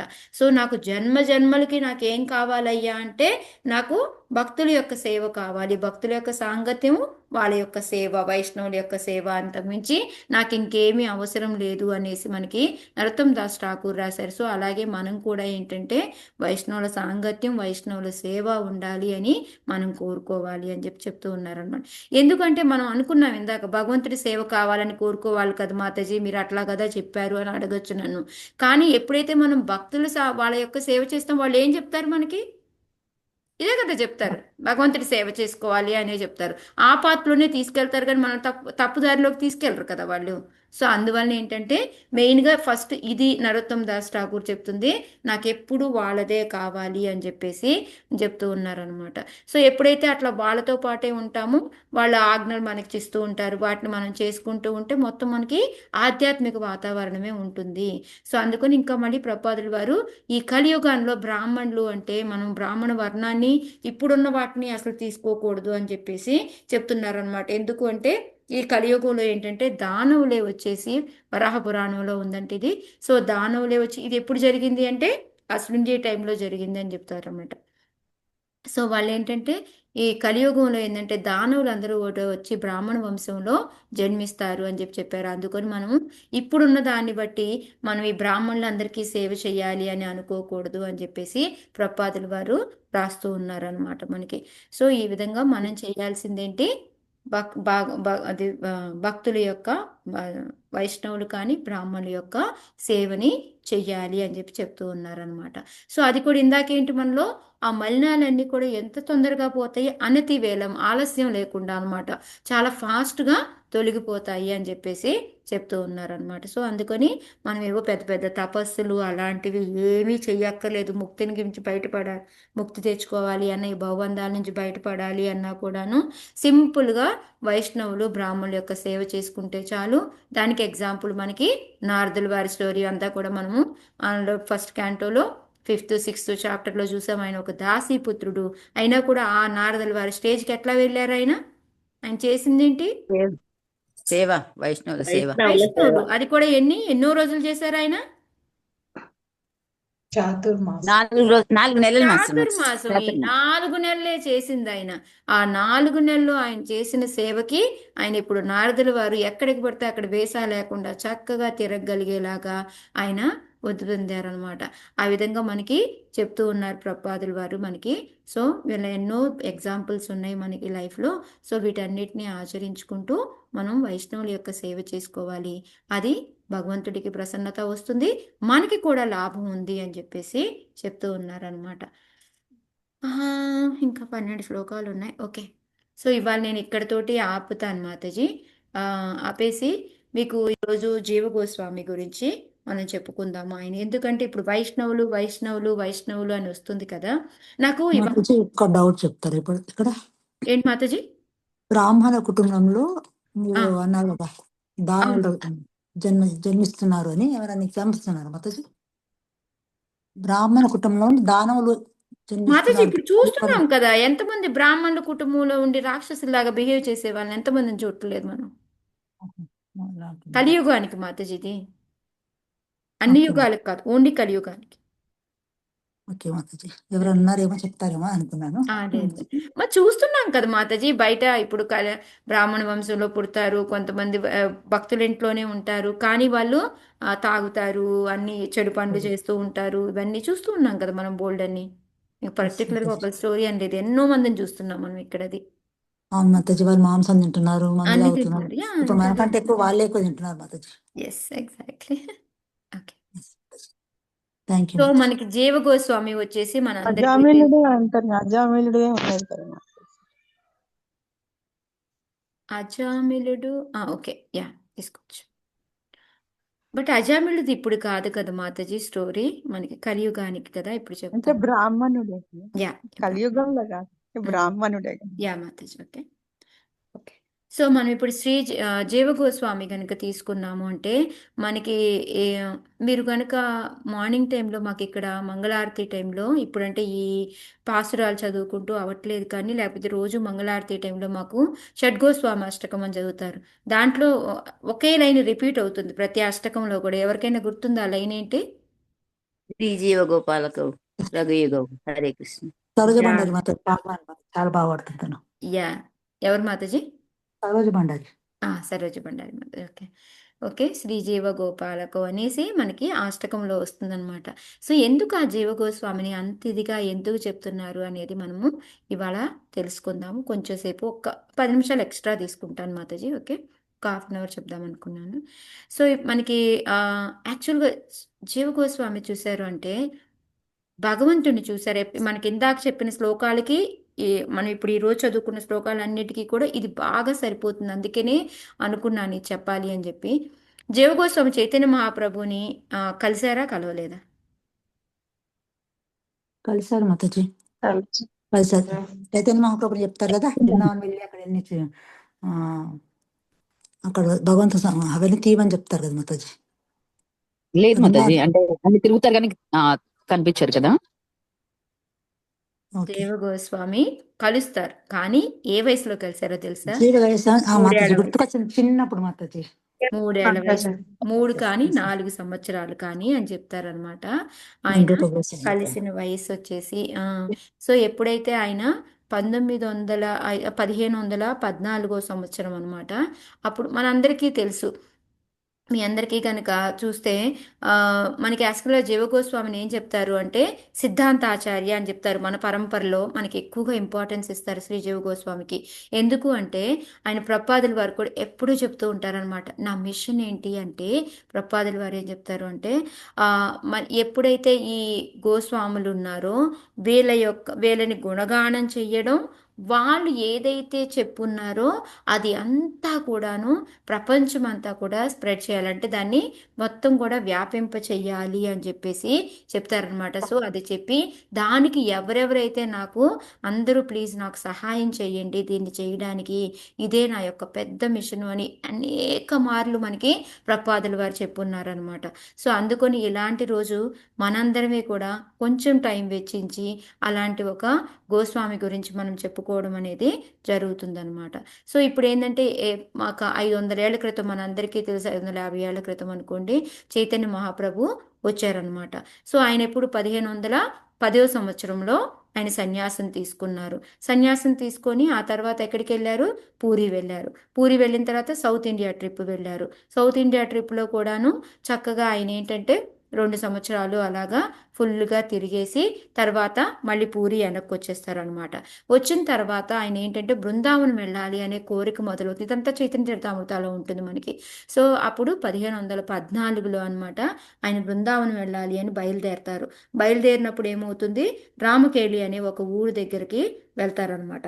సో అక్కడికి వెళ్ళినప్పుడు ఏమవుతుంది ఆయనకి రూప గోస్వామి, సనాతన గోస్వామి, కొన్ని అప్పటికి వాళ్ళకి రూప సనాతన అని పేర్లు, వాళ్ళకి కాబీర్ మల్లిక్ అని అట్లా వాళ్ళకి వేరే, ఎందుకంటే వాళ్ళకి ఆ మినిస్టర్ దగ్గర, వాళ్ళు రాజు దగ్గర పనిచేసే వాళ్ళు కాబట్టి వాళ్ళకి ఆ వేరే పేర్లు ఉండేవన్నమాట. సో వాళ్ళు ఏంటంటే ఆ ఫస్ట్ టైం అక్కడ రూప గోస్వామి, సనాతన గోస్వామి చైతన్య మహాప్రభుని కలుస్తారనమాట. సో అదంతా కూడా మనకు ఉంటుంది చైతన్య చరితామృతంలో ఫస్ట్ క్యాంటోలోనే ఉంటుంది అదంతా కూడాను. సో వాళ్ళు వచ్చి కలిసినప్పుడు వాళ్ళు మొత్తం 3 అన్నదమ్ములు అనమాట. రూప గోస్వామి, సనాతన గోస్వామి, శ్రీ వల్లభ అనేసి, ఆయనకి తర్వాత ఇనిషియేషన్ తర్వాత పేరు మారుతుంది. సో వీళ్ళ 3 అన్నదమ్ములు. సో ఈ వల్లభ అని ఎవరైతే ఉన్నారో అనుపమ గోస్వామి అని విన్నానే. అనుపమ మాతాజీ తర్వాత పేరు మారినప్పుడు రూప గోస్వామి, సనాతన గోస్వామి తర్వాత అనుపమ అని వస్తుంది అనమాట ఆయనకి. ఓకే, ముందు వచ్చేసి వల్లభ అనమాట ఆయన పేరు. సో ఇలాగా ఇలా వల్లభ యొక్క కొడుకు అనమాట శ్రీజీవ గోస్వామి అనమాట. సో ఈ శ్రీజీవ గోస్వామి ఏంటంటే అప్పుడు 3 ఏళ్ళో 4 ఏళ్ళో అనమాట. సో ఆయన ఏం చేస్తాడు? చక్కగా చైతన్య మహాప్రభుని చూస్తూ ఉంటాడు అనమాట. అలాగే చూస్తూ ఉండి తర్వాత ఏంటంటే అప్పుడు ఏంటంటే వీళ్ళు కింగ్ దగ్గర పనిచేసేవాళ్ళు కదా, రూప గోస్వామి, సనాతన గోస్వామి. సో వాళ్ళు ఏంటంటే డైరెక్ట్గా మీట్ అవ్వకూడదు. సో అందుకని వీళ్ళందరూ ఏంటంటే వేరే చోట ఎక్కడో దొంగచాటుగా కలుస్తారనమాట. ఆ కలిసేటప్పుడు అంటే రకరకాలుగా చెప్తారు వాళ్ళు ఏంటంటే కలిసేటప్పుడు శ్రీజీవ గోస్వామి కూడా వాళ్ళని ఫాలో అవుతూ వెళ్ళాడని కొంతమంది చెప్తారు. కొంతమంది ఏమో వాళ్ళు మాట్లాడుకునేటప్పుడు వీళ్ళ ఒళ్ళుల్లోనే శ్రీజీవ గోస్వామి కూడా కూర్చొని ఉన్నారు అని చెప్తారు. ఎలా అయితే ఏమి వాళ్ళు ఆ రోజంతా చేసుకున్న కన్వర్జేషన్ అంతా కూడాను శ్రీజీవ గోస్వామి వింటారనమాట. సో ఆ విధంగా ఏంటంటే ఆ తర్వాత మనందరికీ తెలుసు రూప గోస్వామిను శ్రీవల్లభతో అనుపమ అనే అతను, వాళ్ళిద్దరు అన్నదమ్ములు ఇద్దరు కూడాను వాళ్ళు బోట్లో ధనమంతా తీసుకొని వాళ్ళు చైతన్య మహాప్రభుని కలవడానికి వెళ్తారు. ఇక్కడ సనాతన గోస్వామిని జైల్లో పెడతారు. ఆ తర్వాత మళ్ళీ అక్కడికి వెళ్ళిన తర్వాత చైతన్య మహాప్రభుని మధ్యలో వీళ్ళు ఏంటంటే ప్రయాగ దగ్గర దశాశ్వమేధ ఘాట అని ఉంటుంది. అక్కడ ఏంటంటే వీళ్ళకి చక్కగా అన్నీ కూడా చైతన్య మహాప్రభు నేర్పిస్తారు. తిరిగి వాళ్ళు మళ్ళీ బృందావనం వెళ్ళమని చెప్తే బృందావనం వెళ్తూ ఉంటే దారిలో ఏంటంటే ఈయన అనుపమ అతను వాళ్ళ తమ్ముడు చనిపోతారనమాట. ఈ విషయం అక్కడ తెలుస్తుంది వాళ్ళకి. తెలిసి వెంటనే తండ్రి లేడు, చిన్నప్పుడే తండ్రి చనిపోయాడు. సో తల్లి యొక్క ఆదరణలోనే పెరుగుతాడనమాట. అయితే చిన్నప్పటి నుంచి కూడా ఒక డిఫరెంట్గా ఉండేదన్నమాట. ఇప్పుడు నారదుల వారు ఎలా అయితే ఆడుకోవడం అని పిల్లలతో అది ఉండేది కాదు కదా, ఎప్పుడు కూడా అలా పిల్లలతో ఆడడం, బొమ్మలతో ఆడడం ఉండేది కాదనమాట. ఆయన దగ్గర ఎప్పుడు కూడా కృష్ణ బలరాం డైటీస్ ఉండేవి అనమాట. వాటికి బట్టలు వేయడము, పండగలు చేయడము, పూజలు చేయడము అలాగా. ఇంకా అదేమంటే ఇప్పుడు వాళ్ళ అమ్మ దగ్గర ఏంటంటే చక్కగా ఈ రామాయణం, భారతం ఇలాంటివన్నీ వింటూ ఉండేవాడు అనమాట. వింటూ ఉండి వాళ్ళ అమ్మ ఏదన్నా చెప్తే అమ్మ అలా కాదమ్మా ఇలా కదా జరిగింది అనేసి ఆయన కవర్ చేస్తూ ఉండేవాడు అనమాట. సో తల్లి ఆశ్చర్యపోతూ ఉండేది, ఏంటి ఇడు ఇట్లా ఉన్నాడని. ఒక్కొక్కసారి ఆ అబ్బాయి వేసే ప్రశ్నలకి అర్థమయ్యేది కాదు, ఏంటప్పా ఎంత వెరైటీ ప్రశ్నలు వేస్తున్నాడు అనేసి. ఇక్కడ ఎలా అంటే వాటినంట ఇట్లా ఒళ్ళో పడుకునేటప్పుడు కూడా వాటిని ఇలా చుట్టు పెట్టుకొని బలరాముల్ని చుట్టు పెట్టుకొని కృష్ణ బలరాముని ఇలా చుట్టు పెట్టుకొని చక్కగా పడుకునేవాడంట. సో పడుకున్నప్పుడు ఒకరోజు అతనికి కళ వచ్చిందంట.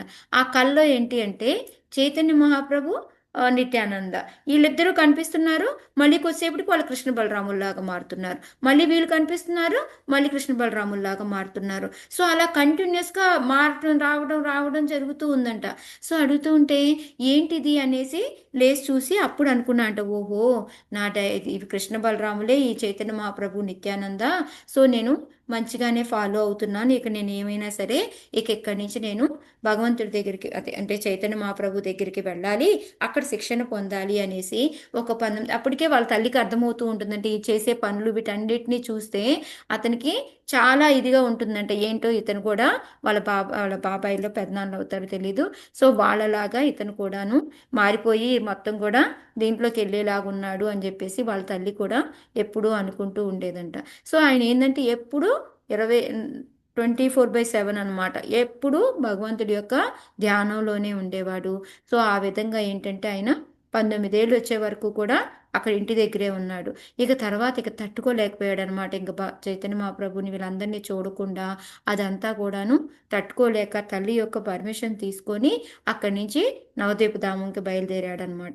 ఎందుకంటే నవద్వీప ధామం అంటే పూరికి వెళ్ళాలి, వెళ్ళే దారిలో నవద్వీప ధామం వెళ్తాడనమాట. ఫస్ట్ అక్కడికి వెళ్ళిన తర్వాత ఏంటంటే శ్రీనివాస అంగన్ ఉంది కదా, సో అక్కడ ఏంటంటే ఆటోమేటిక్ నిత్యానంద మహాప్రభు ఉంటారనమాట అక్కడ. సో అప్పుడు ఫస్ట్ టైం చూస్తున్నాడు నిత్యానంద మహాప్రభుని, ఫస్ట్ టైం చూస్తున్నాడు. కానీ చూస్తే ఆయనకి ఏమనిపించింది అంటే ఆయన కల్లో ఎవరినైతే చూశాడో సేమ్ ఫేస్ అనమాట. ఓ నేను నిత్యానంద ప్రభుని నాకు కనిపించింది సేమే అని చెప్పేసి అనుకుంటాడనమాట. సో అక్కడి నుంచి ఏంటంటే నిత్యానంద ప్రభు ఆ జీవగోస్వామిని తీసుకొని మొత్తము అక్కడ ఉన్న మాయాపూర్లో నవద్వీపధాంలో ఉన్న వైష్ణవులందరి దగ్గరికి తీసుకెళ్ళి వాళ్ళందరి యొక్క బ్లెస్సింగ్స్ ఇప్పిస్తాడనమాట. అంతేకాకుండా మళ్ళీ ఈ సచీమాత దగ్గరికి కూడా తీసుకెళ్తాడనమాట. యోగపీఠ దగ్గర సచీమాత వీళ్ళు విష్ణుప్రియ వీళ్ళు ఉంటారు కదా, సో వాళ్ళ దగ్గరికి కూడా తీసుకెళ్ళి వాళ్ళ యొక్క ఆశీర్వాదం, మళ్ళీ సచీమాత చక్కగా ఈ జీవగోస్వామికి వండి పెట్టడం, ప్రసాదం, ఆశీర్వాదం అన్నీ ఉంటాయన్నమాట. సో మనకి ఇక్కడ నిత్యానంద మహాప్రభు చూడండి ఎంత బాగా తీసుకుంటున్నా అంటే ఇప్పుడు ఒక మంచి పనికి బయలుదేరుతున్నాడు కదా. సో అలాంటి బయలుదేరేటప్పుడు వైష్ణవుల యొక్క బ్లెస్సింగ్స్ అందరివి తీసుకోవాలి అని చెప్పేసి నిత్యానంద ఏంటంటే అందరి దగ్గరికి తీసుకెళ్ళి ఆయనకి ఆశీర్వాదం ఇప్పించేస్తారనమాట. సో మనం కూడా ఏదైనా ఒక పని చేయాలి, ఏదైనా స్టార్ట్ చేయబోతున్నాము అంటే మనం అందుకే కదా వైష్ణవుల యొక్క ఆశీర్వాదం వాంఛాకల్పతరుపాసిందని వాళ్ళందరి యొక్క ఆశీర్వాదం మనము తీసుకుంటాం అనమాట. సో ఈ విధంగా ఏంటంటే అది ఒకటి మనకి ఏదైనా మనం చెయ్యాలి, ఏదైనా అంటే జీవగోస్వామి దగ్గర నుంచి మనం నేర్చుకోవాల్సింది ప్రతి ఒక్కరి యొక్క ఆశీర్వాదం తీసుకోవాలి అని. మళ్ళీ నిత్యానంద మహాప్రభుయే ఉండి అక్కడ చక్కగా అందరి దగ్గరికి తీసుకుని నవద్వీపం మొత్తం మనం అంటాం బ్రజమండల పరిక్రమ అంటాం కదా, సో ఆ విధంగా పరిక్రమ అంతా కూడా చూపించేసి ఆయన్ని ఇప్పుడు ఇంకా ఆయన తిరుగుతూ ఉంటాడు. నేను ఇంక పూరి వెళ్ళనా అని అడుగుతాడు అనమాట నిత్యానందం. అప్పుడు అడిగితే నువ్వు అంటాడు గురువుగారు.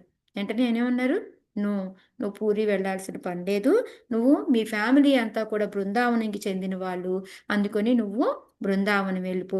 బృందావనం వెళ్ళి అక్కడ ఏం చెయ్యాలి అంటే ఇంకా మధ్యలో బృందావనం వెళ్ళే మధ్యలో కూడా కాశీ దగ్గర ఆగి అక్కడ నీకు మధుసూదన వాచస్పతి అని సార్వభౌమ భట్టాచార్య యొక్క శిష్యుడు ఉంటాడు, ఆయన దగ్గర నువ్వు మొత్తం కూడా శిక్ష నేర్చుకో అని చెప్పేసి చెప్తారనమాట. అప్పుడు చూడండి, అప్పుడు గనక అతను లేదు అనేసి నిత్యానంద చెప్పింది వినకుండా ఆయన డైరెక్ట్గా గనక చైతన్య మహాప్రభుని చూడాలి అని చెప్పి వెళ్ళుంటే చైతన్య మహాప్రభుని చూడగలిగేవాడు. కానీ ఎప్పుడైతే నిత్యానంద ఆయన చెప్పారో వెంటనే ఆయన ఏం చేశాడు, దాన్ని శిరసావహించాడు అనమాట. సో ఇదొకటి మనం నేర్చుకోవాల్సింది. మనకి భగవంతుడి యొక్క దర్శనం కన్నా కూడాను భక్తులు ఏం చెప్పారో వాళ్ళు చెప్పిందే మనం చెయ్యాలి అని చెప్పేసి ఇక్కడ మనం ఇందాక నేర్చుకున్నాం కదా, భగవంతుడు ఎప్పుడు తృప్తి చెందుతాడు, వైష్ణవుల యొక్క సేవ, వైష్ణవులు చెప్పింది మనం చేస్తే, వైష్ణవులు సేవ చేస్తే తృప్తి పడతారు అని అన్నారు కదా. సో ఇక్కడ కూడా సేమ్ అనమాట. భగవంతుడి యొక్క దర్శనం కన్నా కూడాను గురువు ఇచ్చిన ఆజ్ఞ ఇన్స్ట్రక్షన్ ఏదైతే ఉంటుందో దాన్ని ఫాలో అవడం అనేది very very important. Okay, so ఇక్కడ ఆయన నిత్యానంద చెప్పింది వినేసి సరే అని చెప్పి కాశీ వెళ్తాడు. కాశీ వెళ్ళి అక్కడ శుభ్రంగా ఎంత తక్కువ పరిధిలో 1 సంవత్సరమే ఉంటాడు. ఆ తక్కువ టైంలోనే ఆయన మొత్తం అంతా కూడా ఏకసంతాగ్రహిలాగా మొత్తం అంతా నేర్చుకుంటాడు, అంతా అయిపోతుందన్నమాట. సో ఇక చివరికి ఏంటంటే మనకి ఆ తర్వాత రాధా ఆయన ఎక్కడికి మనకి బృందావనము వెళ్తాడనమాట. సో అక్కడికి బృందావనం వెళ్ళిన తర్వాత అక్కడ కూడా ఆయనకి ఎంత అంటే అందరూ చాలా దగ్గరికి తీసుకుంటారు. ఎందుకంటే రూపగోస్వామి సనాతన గోస్వామికి సంబంధించిన వాళ్ళు అని ఒకటి. ఇంకోటి ఏంటి అంటే ఆయన యొక్క హంబుల్నెస్ అన్నమాట. ఆయన అందరికీ కూడా చూడండి, ఎవరు కూడా ఏదైనా వచ్చింది అంటే జీవ గోస్వామి జీవా జీవా జీవా అనేసి ఆయనే పిలుస్తూ శ్రీజీవ శ్రీజీవ అనేసి ఆయనే పిలుస్తూ ఉండేవాళ్ళు అనమాట. సో అంత ఫేమస్ అయ్యారు అని చెప్పేసి చెప్తూ ఉన్నారనమాట. సో ఇక్కడ ఆయన ఏంటంటే ఒక మంచి అక్కడుండి ఆయన ప్రతి ఒక్కటి నేర్చుకున్నాడు. కాశీలో ఉన్నప్పుడు ఆయన మనం అనుకుంటాం కదా, ఇప్పుడు మనం ఓన్లీ భగవంతుడికి సంబంధించిందే నేర్చుకుంటే సరిపోతుంది అని. ఆయన అట్లా కాకుండా మనకి 6 రకాలైన మార్గాలు ఉన్నాయి కదా, ఫిలాసఫీస్ మనకి, మన జైన్ సిద్ధాంతం అంటే అట్లా రకరకాలు ఉన్నాయి కదా. ఈ 6 సిద్ధాంతాల గురించి క్షుణ్ణంగా నేర్చుకుంటాడు. ఎందుకు అంటే ఎవరినైనా మనం ఇప్పుడు తిరిగి వాళ్ళని ఇది చెయ్యాలి అంటే వాళ్ళని ఇప్పుడు వాళ్ళ పద్ధతిలోనే వెళ్ళి వాళ్ళని ఓడించాలి అంటే దానిలో ఉన్న నాలెడ్జ్ మనకి తెలిసి ఉండాలి కదా. ఇప్పుడు క్రిస్టియన్స్ వస్తారు, అలా కాదు ఇలా కాదు అని ఏదైనా చెప్పారనుకో, మనకి అసలు దాంట్లో ఏముందో తెలిసి ఉండాలి కదా మనకి. సో అందుకని ఈయన ప్రతి ఒక్కటి కూడా నేర్చుకున్నాడు అనమాట. సో ఈ విధంగా ఏంటంటే ఆయన మొత్తం నేర్చుకొని ఒక్క 1 ఇయర్లోనే చాలా ఫేమస్ అయిపోతాడు. అక్కడి నుంచి బృందావనం వెళ్ళిన తర్వాత కూడా అక్కడ కూడా అంతే అనమాట. ఆయన యొక్క ఎంతూజియాస్టిక్ నేర్చుకోవాలి అనే కుతూహలం కానీ, ఆయన సేవాభావం అయితే కానీ, ఆయన అంటే హంబుల్గా ఉండడం, నమ్రతాభావం వలన అయితే కానీ, ఆయన మళ్ళీ సేవ చేయడంలో, ఒక వైష్ణవులకి సేవ చేయడంలో ఎక్స్పర్ట్ అనమాట. సో వీటన్నిటి వలన ఏంటంటే ఎంతో పెద్ద ఫేమస్ అయిపోతాడు అనమాట ఆయన అక్కడ. సో అయిపోయిన తర్వాత దీక్ష తీసుకుందాం అనుకుంటాడు ఇంకా. సో దీక్ష తీసుకుందామని సనాతన గోస్వామి దగ్గరికి వెళ్తాడు. నేను దీక్ష తీసుకుందాం అనుకుంటున్నాను అంటే సనాతన గోస్వామి ఏం చెప్తారు, లేదు లేదు నేను కాదు, నువ్వు రూప గోస్వామి దగ్గరికి వెళ్ళు అని చెప్తారు. సో ఇప్పటికే ఆయన సేవ చేసుకున్నాడు, అన్నిట్లో ఒక నాలెడ్జ్లో కానీ ఎన్నిట్లో కూడా తక్కువ లేదనమాట. కానీ అక్కడికి వెళ్తే రూప గోస్వామి అన్నారు, ఓకే నీకు దీక్ష ఇవ్వాలా, అయితే నీకు కొంచెం శిక్షణ ఇవ్వాలి అన్నారు. ఇంకా ఏమి శిక్షణ అంటారు, ఆల్రెడీ బోల్డ్ అంత నేర్చుకొని ఉన్నా కూడా ఇంకా నీకు నేను కొంచెం శిక్షణ ఇవ్వాలి అని చెప్పి, ట్రైనింగ్ ఇవ్వాలి అని చెప్పేసి చెప్తారనమాట. సో దానికి ఏంటి అంటే శిక్షణ ఇవ్వాలి అని చెప్పి ఏమి ఇచ్చేవాళ్ళో తెలుసా, చాలా చిన్న సర్వీస్ అనమాట. అంటే ఎలాగంటే వెజిటబుల్స్ కట్ చేయడము, లేకపోతే కుకింగ్ చేయడము, క్లీనింగ్ చేయడము, మధుకరీ చేయడము, అంటే మనం బిచ్చం తినడానికి వెళ్తాం కదా మధుకరీ చేయడము, లేకపోతే మనకి రూపగోస్వామి వీళ్ళు ఏంటంటే ఈ పాము కాగితాలు ఆకుల మీద రాసేవాళ్ళు కదా, ఆ ఆకుల్ని తీసుకొచ్చి ఎండబెట్టడము, ఆ ఇంకు తయారు చేసి రెడీగా పెట్టడము వాళ్ళకి, ఇలాంటి సేవలన్నీ కూడాను అలా ఎన్నో ఏళ్ళు అనమాట. ఏమన్నా ఇవ్వలేదు ఆయనకి దీక్ష. సో ఆ విధంగా ఆయనకి చేయిస్తూనే ఉన్నారనమాట. బృందావనంలో ఎన్నేళ్ళు ఉన్నారు అంటే 65 ఏళ్ళు ఉన్నారు. ఆయన మేబీ 20 ఏళ్ల టైంలో అక్కడికి వెళ్ళి ఉంటారు. 65 ఏళ్ళు ఉండి 85వ సంవత్సరంలోనో ఎప్పుడో ఆయనది తిరోభావం అనేది జరుగుతుందనమాట. సో ఈ విధంగా ఏంటంటే ఆయన ఇంకా ఏంది సనాతన గోస్వామి వీళ్ళు రాస్తారు కదా బుక్స్, వాటికి ప్రూఫ్ రీడింగులు చేయడము, ఇవన్నీ కూడా చాలా మీనియల్ సర్వీస్ చేస్తూ ఉండేవారు అనమాట. సో ఒకసారి ఏమవుతుందంటే రూపగోస్వామి ఏంటంటే వల్లభాచార్య అని వీళ్ళు పుష్టి మార్గం సంబంధించిన మనకు తెలుసు కదా. సో వీళ్ళు ఫ్రెండ్స్ అనమాట, వాళ్ళు వచ్చి కలుసుకుంటూ ఉండేవాళ్ళు. సో ఒకసారి ఏంటంటే వల్లభాచార్య వస్తారనమాట. వస్తే ఇట్లా నేను భక్తి సామర్థ్య సింధు బుక్ రాస్తున్నాను అని చెప్పేసి, దాంట్లో నేను ఇలా రాశాను ఏంటి కరెక్టేనా అని అడుగుతూ ఏం చెప్తారు అంటే ముక్తి అనేది వచ్చేసి ఒక విచ్ లాంటిది, అంటే రాక్షసి లాంటిది అని చెప్పి చెప్తారనమాట. దెయ్యము రాక్షసి లాంటిది అని చెప్పి చెప్తారనమాట. సో వల్లప్రభు వెంటనే ఆపుతారంట, వల్లభాచార్య ఆపుతారనమాట. అయ్యో ఆగు ఆగు, ఏంటి నువ్వు ఇంత ఇదిగా చెప్తున్నావు, ఒక్క నిమిషం ఆగు అని చెప్పేసి, మరీ ఏంటి ముక్తి అనేది అందరూ కావాలనుకుంటారు, అలాంటి ముక్తిని నువ్వు ఒక రాక్షసిలాగా పోలిస్తే కొంచెం ఇదిగా ఫీల్ అవుతారేమో, దాన్ని అట్లా కాదు సరిచేసి రాయి అని చెప్పి చెప్తారనమాట. అదే టైంలో జీవ గోస్వామి ఏంటంటే ఆయన ఫ్యానింగ్ చేస్తూ ఉంటారు రూపగోస్వామికి, విచారంతో యూజ్తో ఉంటారనమాట. అది వింటాడు, వినేసి ఊరుకుంటాడు. ఈయనేమో నేను సరి చేస్తాను రూపగోస్వామి అని చెప్పి చెప్తారనమాట. చెప్పిన తర్వాత ఆయన స్నానానికి ఎక్కడికో వెళ్తారు. వెళ్ళిన తర్వాత ఆయన వచ్చేటప్పటికి ఇలా చేతులు కట్టుకొని రెడీగా కూర్చొని ఉంటారనమాట.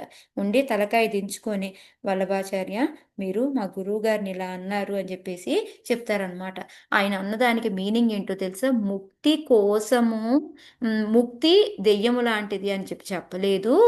ఎప్పుడు ఏం చెప్పారంటే ముక్తి ప్రాహ ఈజ్ దెయ్యము అని చెప్పారు. అంటే ఏంటంటే ముక్తి కోసము మనము అడగడం అనేది ఒక దెయ్యము లాంటిది. అంటే మనలో ఏదో ఒక కోరిక ఉండి ఆ కోరిక నెరవేరాలి అని భగవంతుడిని అడుగుతున్నాం కదా, ఆ ప్రాహ అనే పదం ఉంది మధ్యలో, మీరు తప్పుగా అర్థం చేసుకున్నారు అని చెప్తారనమాట. ఓ నేను అయ్యో నేను ఆ పద్ధతిలో వినలేదు, నిజమేను, మనం ముక్తి కోరుకోవాల్సిన పని లేదు, అది భగవంతుడే ఇస్తాడు, అది నిజమే, మనం కోరుతున్నామంటే దెయ్యం లాంటిదేను, అది కరెక్టు అని చెప్పేసి వల్లభాచార్య ఏం చేస్తారు, మళ్ళీ రూప గోస్వామి దగ్గరికి వెళ్తారనమాట.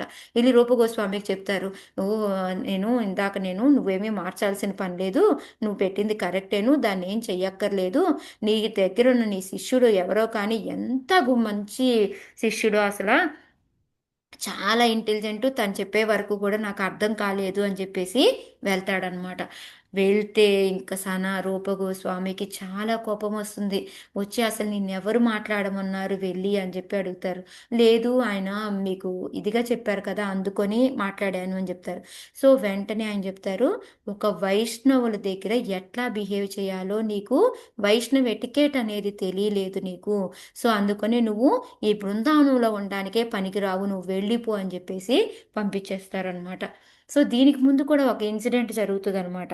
ఏంటి అంటే ఒక రూపనారాయణ అని చెప్పేసి ఒక ఇతను కొంచెం ఒక దిగ్విజయ పండిట్ అంటారు కదా, వాళ్ళు ఏంటంటే ప్రతి ఊర్లోకి వెళ్తారు, మీరు మమ్మల్ని ఎవరైనా ఓడించగలరా అని. మనకి తెనాలి రామకృష్ణ దగ్గర వింటాం చూడండి, సో మమ్మల్ని ఓడించగలిగే వాళ్ళు ఉంటే అని అంటే, అలా అని అన్ని ప్లేసులతో వెళ్తూ బృందావనం వస్తారనమాట. బృందావనం వస్తే రూప గోస్వామి దగ్గరికి వచ్చి, మీరు ఏదో చాలా పెద్ద కవులు అంట కదా, నన్ను ఓడించగలరా అంటే, నాకు అంత నమ్రతతో ఏం చెప్తారనమాట, మిమ్మల్ని ఓడించే అంత ఓపిక నాకు ఇది శక్తి నా దగ్గర లేవు అంటే, అలా అనడం కాదు, నాకు రాసి సైన్ చేసేవాళ్ళు నువ్వు ఈ పేపర్ మీద, నేను మీతో నేను గెలవలేను, అందుకే నేను పాల్గొనట్లేదు అనేసి, నేను ఓడిపోయాను అని రాసి ఇవ్వంటే ఓకే అనేసి సైన్ చేసిస్తారు రూప గోస్వామి. సో తర్వాత ఇది తీసుకెళ్లి ఊళ్ళో అందరూ చూపిస్తారు, ఇదిగోండి మీరు రూప గోస్వామి ఓడిపోయానని ఒప్పుకున్నారు అని చెప్పేసి.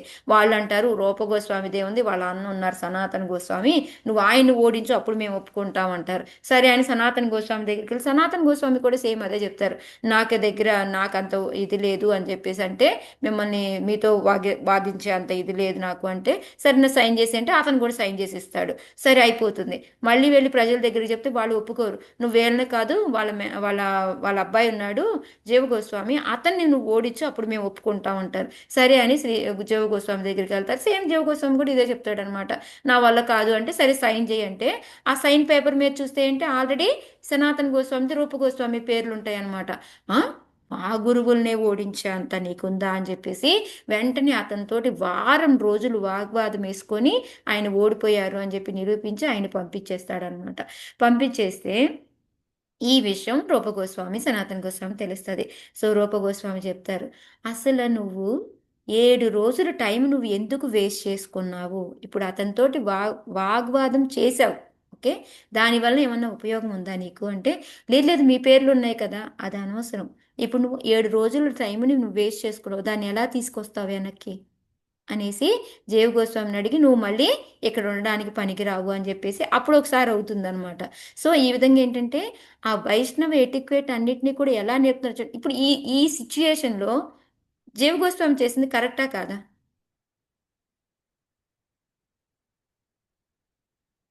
హరికృష్ణ ఏంటి వింటర్ సైలెంట్ కరెక్టే కదా మాత, కరెక్టే అనిపిస్తుంది. మాట్లాడి ఆయన యొక్క ప్రతిభ చూపించుకోవటానికి కాదు కదా, గురువుల్ని అవమానపరిచారు కాబట్టి అందుకని వాళ్ళు దారి చేసి నాకు అట్లా అర్థమైంది. అంటే మెయిన్ మన జీవ గోస్వామి దగ్గర నుంచి మన రూప గోస్వామి ఏం నేర్పించాలి అని అనుకుంటున్నారు అంటే, కొంతమంది చూడండి ఒక మూర్ఖంగా ఉంటారు. మనకి ఇదేంటి నామాపరాధాల్లో కూడా 9th ఏదో ఉంటుంది. మనం అలాంటి వాళ్ళకి ఏంటంటే 1-2 సార్లే చెప్పాలి, ఎక్కువ సార్లు చెప్పి మనం టైం వేస్ట్ చేసుకోక్కర్లేదు. ఇప్పుడు అతను ఏంటి ఓడిపోయిన వెళ్ళాడని భక్తుడు అవుతానని చెప్పలేదు కదా, అలాంటి అతని మీద 7 రోజులు ఎఫర్ట్ పెట్టడం అవసరం అంటారా? ఇప్పుడు రూప గోస్వామి సనాతన గోస్వామి అవసరం లేదు. ఓడించలేక వాళ్ళు చేసింది కాదు మాతాజీ, నిజమే, ఎందుకంటే అవసరం లేదు, నిజం మీరు చెప్పినట్టు ఆయన భక్తుడు అవుతా అని చెప్పలేదు. ఆ, కాబట్టి ఇక్కడ 9వ అవతారం చేసిన దాంట్లో చెప్పింది కరెక్ట్ మాతాజీ, 1-2 సార్లు దానికోసము చెప్పాలి కానీ టైం వేస్ట్. వారం రోజులు మనము వేస్ట్ చేసుకోవాల్సిన పని లేదు కదా, ఒక రోజు చేసి నాకెందుకులేని వదిలేస్తే ఇప్పుడు అయిపోయింది. సో అది అంటే ప్రతి ఈచ్ అండ్ ఎవ్రీ దగ్గర కూడా మనకు ఒక్కొక్క లెసన్ నేర్పుతూ ఉన్నారనమాట. సో అక్కడ ఏంటంటే మనం కూడా ఏంటంటే ఇప్పుడు మనం చెబుతూ ఉంది అర్థం చేసుకొని ముందుకెళ్తున్నారు అంటే మనం టైం వెచ్చించడంలో తప్పు లేదు. అలాంటివి లేకుండా వాళ్ళు ఎక్కడుందో అక్కడే మేము ఇంతే అన్నారనుకో, అలాంటి వాళ్ళ దగ్గర మనం టైం పెట్టుకొని మనం వేస్ట్ చేసుకోవడం అవసరమా? అంటే మన టైం వేస్ట్ అయిపోతుంది. యా మీరు చెప్పినట్టు ఏంటంటే ఆయన స్టైల్లో ఇప్పుడు అక్కడ వచ్చి వల్లభాచార్యకి చెప్పారు, ఆయన స్టైల్లో ఆయన కరెక్ట్, స్టూడెంట్ స్టైల్లో మా గురువు గారికి ఇది జరుగుతుంది అని ఆయన చెప్పారు. కానీ గురువు గారి స్టేజ్లో ఉండి రూపగోస్వామి చేసింది కరెక్టే కదా మరి. నువ్వు వైష్ణవ టికెట్ ఏంటి వాచో వేగం, అందుకే ఆయన భక్త సంసింధిని స్టార్ట్ చేయడం ఏం స్టార్ట్ చేశారు, వాచో వేగం మనస క్రోధ వేగం. నీకు మాట్లాడాలని ఉంది అని చెప్పేసి ఎవరిని పడితే వాళ్ళని వైష్ణవుల దగ్గరికి వెళ్ళి మాట్లాడి ఇది చేస్తావా నువ్వు? అందుకని మనం మనని కంట్రోల్ చేసుకోవాలి అని చెప్పి చెప్తారు. సో ఎప్పుడైతే ఇంక బృందావనం నుంచి వెళ్ళిపోమన్నాడో ఈ సీన్ తర్వాత ఆయన నిజంగానే వెంటనే ఏం చేశారు, ఒక మొసలి ఉండేది, ఒక హోల్ లాగా ఉంటుంది కదా, దాని లోపలికి వెళ్ళి జీవించి ఆయన 3 రోజులకు ఒకసారి ఏంటంటే ఒక పిండి ఉంటుంది కదా, ఆ పిండిని ఏంటంటే యమునా నీళ్ళలో గంగా నీళ్ళలో కలుపుకొని ఆ పిండిని తినేసేవారు. ఆ విధంగా వెళ్ళి దాని లోపల ఉంటూ వచ్చారనమాట. వస్తూ ఉండి ఆయన చివరికి బక్క చిక్కిపోయి ఏంటంటే ఒక చాలా లీన్గా తయారైపోయారనమాట. ఎముకలు ఒకటే బయటకు వచ్చి ఉన్నాయి. కానీ ఇలాంటి స్టేజ్లో కూడా ఆయన ఏం చేశారో తెలుసా, సత్సందర్భ బుక్ రాశారు. మనం ఇప్పుడు ఏవైనా ఒక భగవద్గీత వినాలి, భాగవతం వినాలి అంటే మనకి కంఫర్టబుల్ ఉండాలి, అన్నీ మనం ఎన్నో వసతులు చూసుకుంటాము.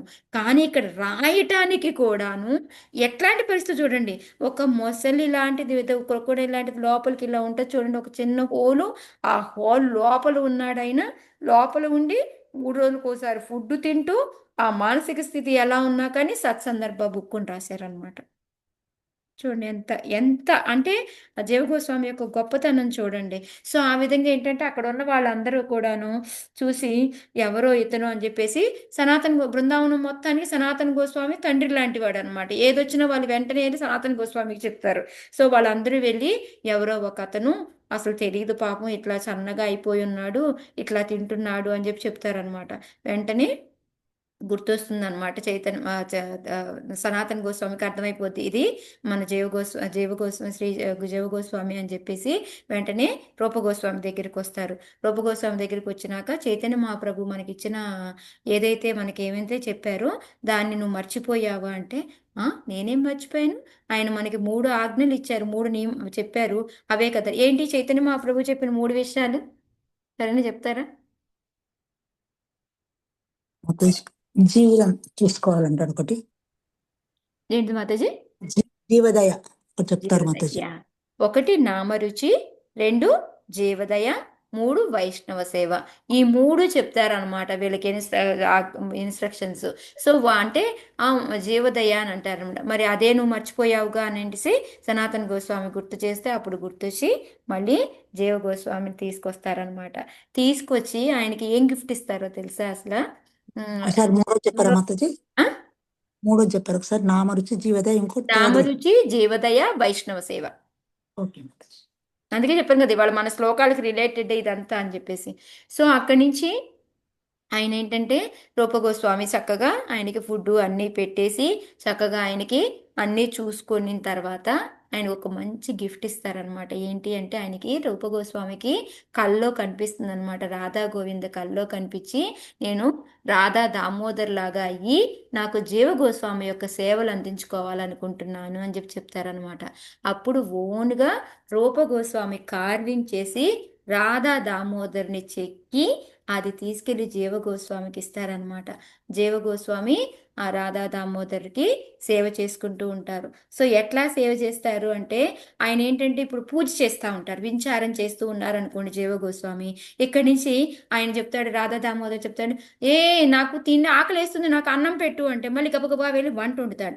వంట తీసుకొచ్చి వంట పెడుతూ ఉంటే నేను ఫ్లూట్ వాదిస్తున్నాను కదా, రా నా పక్కన కూర్చొని నువ్వు కూడా విను అని చెప్పేసి అలా ఎన్నో ఉన్నాయన్నమాట. వాళ్ళిద్దరు రాధా దామోదర్కి జీవ గోస్వామికి మధ్యలో జరిగిన పాస్ట్ టైమ్స్ అనేవి ఎన్నో రకాలుగా ఉంటాయి. అంటే సో ఆ విధంగా వాళ్ళిద్దరి మధ్యలో కూడాను ఎన్నో రకాలైన అది వాళ్ళ పాస్ట్ టైమ్స్ రిలేషన్షిప్ అనేది ఉండేదన్నమాట. సో ఈ విధంగా మనకి శ్రీజీవ గోస్వామి ఎంత మంచి భక్తుడో, ఆయన భక్తుడే కాదు, మంచి మేనేజరు, అలానే టీచరు, మళ్ళీ స్కాలరు, మళ్ళీ లీడరు, మళ్ళీ విజనరు, మళ్ళీ ఏంటంటే ఎందుకు అంటే ఇప్పుడు ఆ రాధా గోవింద టెంపుల్ ఏదైతే ఉందో అది యాక్చువల్గా ఏంటంటే మిగతావన్నీ కూడా వాళ్ళు ముస్లిమ్స్ అంతా కొట్టేసినప్పటికీ కూడాను ఆయన జీవగోస్వామి ఏంటంటే ప్రాపర్ విల్లు తయారు చేశారనమాట. అంటే విజనరు, ముందు ముందు ఏమేం ప్రాబ్లమ్స్ రాయిపోతాయో వాటన్నిటి నుంచి మనము ఇది కాపాడాలి అని చెప్పేసి ఆ విధంగా ఏంటంటే అన్నిటినీ కూడా ప్రాపర్గా విల్లు ప్రిపేర్ చేయడము, లీగల్గా వాటిని అన్నిటినీ కూడా ఇది చేసుకోవడము అన్నీ కూడా చేసేవారు అనమాట. అందుకని అక్కడ ఏంటంటే ఆయన విజనరు అన్నీ అనమాట. ఒక స్కాలర్ ప్రతిదీ మనకేంటంటే ఒక మంచి లక్షణం ఉంటే ఇంకోటి తక్కువ ఉంటుంది, కానీ ఇదేంటే ఆల్రౌండర్ అంటాం చూడండి, ఈ ఆల్రౌండర్ లక్షణాలన్నీ కూడాను జీవ గోస్వామిలో ఉంటాయన్నమాట. సో ఆయన ఆ విధంగా మనకి ఒక 25 బుక్స్ రాశారు, 4 లక్షల శ్లోకాలు రచించారనమాట, వర్సెస్ అనమాట. సో అందులో మెయిన్ మనకి సత్సందర్భ బుక్ ఒకటి మెయిన్ అనమాట మనకి. సో ఈ విధంగా ఏంటంటే మనం శ్రీ జీవ గోస్వామి నుంచి మనం ఈ విధంగా ఎన్నో లెసన్స్ మనం నేర్చుకోవచ్చు. ఆయన ఇంకా ఏంటంటే బుక్స్ రాసినవి కూడా ఏంటంటే ఒకే రకమైన బుక్స్ కదంటే భక్తి గురించే, బట్ ఏంటంటే గ్రామ వ్యాకరణ గురించి, తత్వం గురించి, లిటరేచర్ గురించి, మనకి మళ్ళీ ఈ అన్ని కూడా అన్ని రకాలు. కానీ దాంట్లో కూడా ఇప్పుడు గ్రామ వ్యాకరణ అన్నాం అనుకోండి, దాంట్లో ఎలా భక్తిని వస్తుంది అంటే మనకి చూడండి ఓవెల్స్ అంటాం, ఏఈఐఓయు, దానికి ముందు ఇది లేకుండా. సో వాటిని కూడా భగవంతుడి యొక్క పదాలతో అనమాట మనకి అంటే భగవంతుడిది లేకుండా ఇవి రావు, భగవంతుడితో జోడించుకుంటేనే అని ఆ విధంగా కూడా ఆయన వ్యాకరణ పుస్తకాలను కూడా భగవంతుడిని తీసుకొచ్చుతూ రాసిన పుస్తకాలు కూడా ఉన్నాయి అని చెప్పేసి చెప్తూ ఉన్నారనమాట. ఇంకా చాలా మందికి ఈయన నేర్పేవారు ఒక టీచర్ లాగా. అంటే రకరకాల అంటే అక్కడ జీవ గోస్వాములు అందరూ చాలా మంది ఉండేవారు కదా, గోస్వాములు అందరూ ఉండేవారు. సో వాళ్ళు వేరే వాళ్ళ శిష్యులు ఉంటారు, వాళ్ళ గురువు గారు అయినప్పటికీ కూడా, వేరే గురువు అయినప్పటికీ కూడా వాళ్ళందరూ వచ్చేసి జీవ గోస్వామి దగ్గరే నేర్చుకునేవారు అనమాట. అంటే ఆ గురువులు కూడా పర్మిషన్ ఇచ్చేవారు, వెళ్ళండి మీరు జీవ గోస్వామి దగ్గర నేర్చుకొని రండి అని చెప్పేసి అందరూ కూడా ఆయన దగ్గరే అక్కడ శిక్షణ పొందేవారు అనమాట. సో ఇంకా అలాగే చాలా ఇంకా అక్బరు పరిపాలించే టైంలో కూడాను వాళ్ళ దగ్గరికి వెళ్ళి ప్రాపర్గా అన్నీ కూడా రిజిస్ట్రేషన్ చేయడము, అంటే తర్వాత వేరే వాళ్ళు వచ్చినా కూడా ఎటువంటి ప్రాబ్లమ్స్ రాకుండా ఉండాలి అని చెప్పేసి ఈ విధంగా చేశారు. ఇంకా ఒకసారి అక్బర్కి ఏంటంటే చాలా నచ్చుతారు జీవ గోస్వామి, నచ్చి నీకేమన్నా చెయ్యాలనుకుంటున్నాను, నీకేం కావాలో చెప్పు అంటే ఏమడుతారో తెలుసా జీవ గోస్వామి? పేపర్ అడుగుతారు మాతాజీ, పేపర్ అడుగుతారు కదా, రాయాలని పేపర్ చదువుతారు. ఖాళీ పేపర్లు అడుగుతారు. ఎందుకు అంటే ఈయన రాసేవారు కదా వాటని. అందులో అప్పట్లో పేపర్ అనేది చాలా కష్టంగా దొరికేది, ఇప్పుడంటే మనకి ఈజీగా పేజీలు దొరికేస్తున్నాయి, అప్పట్లో దొరికేది కదా. అందుకని అక్బర్ దగ్గర అయితే రాజు దగ్గర చాలా ఉంటాయి కదా, అందుకని పేపర్లు అడిగి తీసుకునేవారు. ఆ పేపర్ల మీదే ఆయన ఇవన్నీ కూడా బుక్స్ అన్నీ కూడా రాయడం జరిగింది. ఇంకా ఇంకా చాలా ఉన్నాయి ఆ విధంగా చెప్పుకుంటూ పోతే. సో ఈ రోజుకి మనం ఇక్కడతోటి సో సేమ్ మనకి అందుకే రాధా దామోదర్కి ఎలా అయితే జీవ గోస్వామితో సేవలు చేయించుకోవాలని అనుకున్నారో ఆ తర్వాత ఎవరితో సేవలు చేయించుకున్నారు? రాధా దామోదర్ టెంపుల్ ఎవరున్నారు? మన ప్రభుపాద. సేమ్ మన ప్రభుపాదలో కూడా ఆల్రౌండరా కాదా? సేమ్ విజన్, సేమ్ అన్ని కూడా ప్రాపర్గా ఫిల్స్ ప్రైజ్ చేయడం, ప్రాపర్గా బుక్స్ మనందరి కోసం రాయడము, కామెంటరీలు చెప్పడము, ఇవన్నీ కూడా. సో అందుకే ఆయనకు కూడా శ్రీ రాధా దామోదర్ టెంపుల్లోని సేవ, ఆయన యొక్క దర్శనం, ఆయనతోని సేవలు కూడా చేయించుకున్నారనమాట. సో ఈ విధంగా మనకి శ్రీ జీవ గోస్వామిని గురించి మనము ఈ విధంగా తెలుసుకుందాం. ఇంకా చాలా ఉన్నాయి, సో తర్వాత చెప్పుకుందాం ఇంకెప్పుడన్నా. హరే కృష్ణ. Thank you.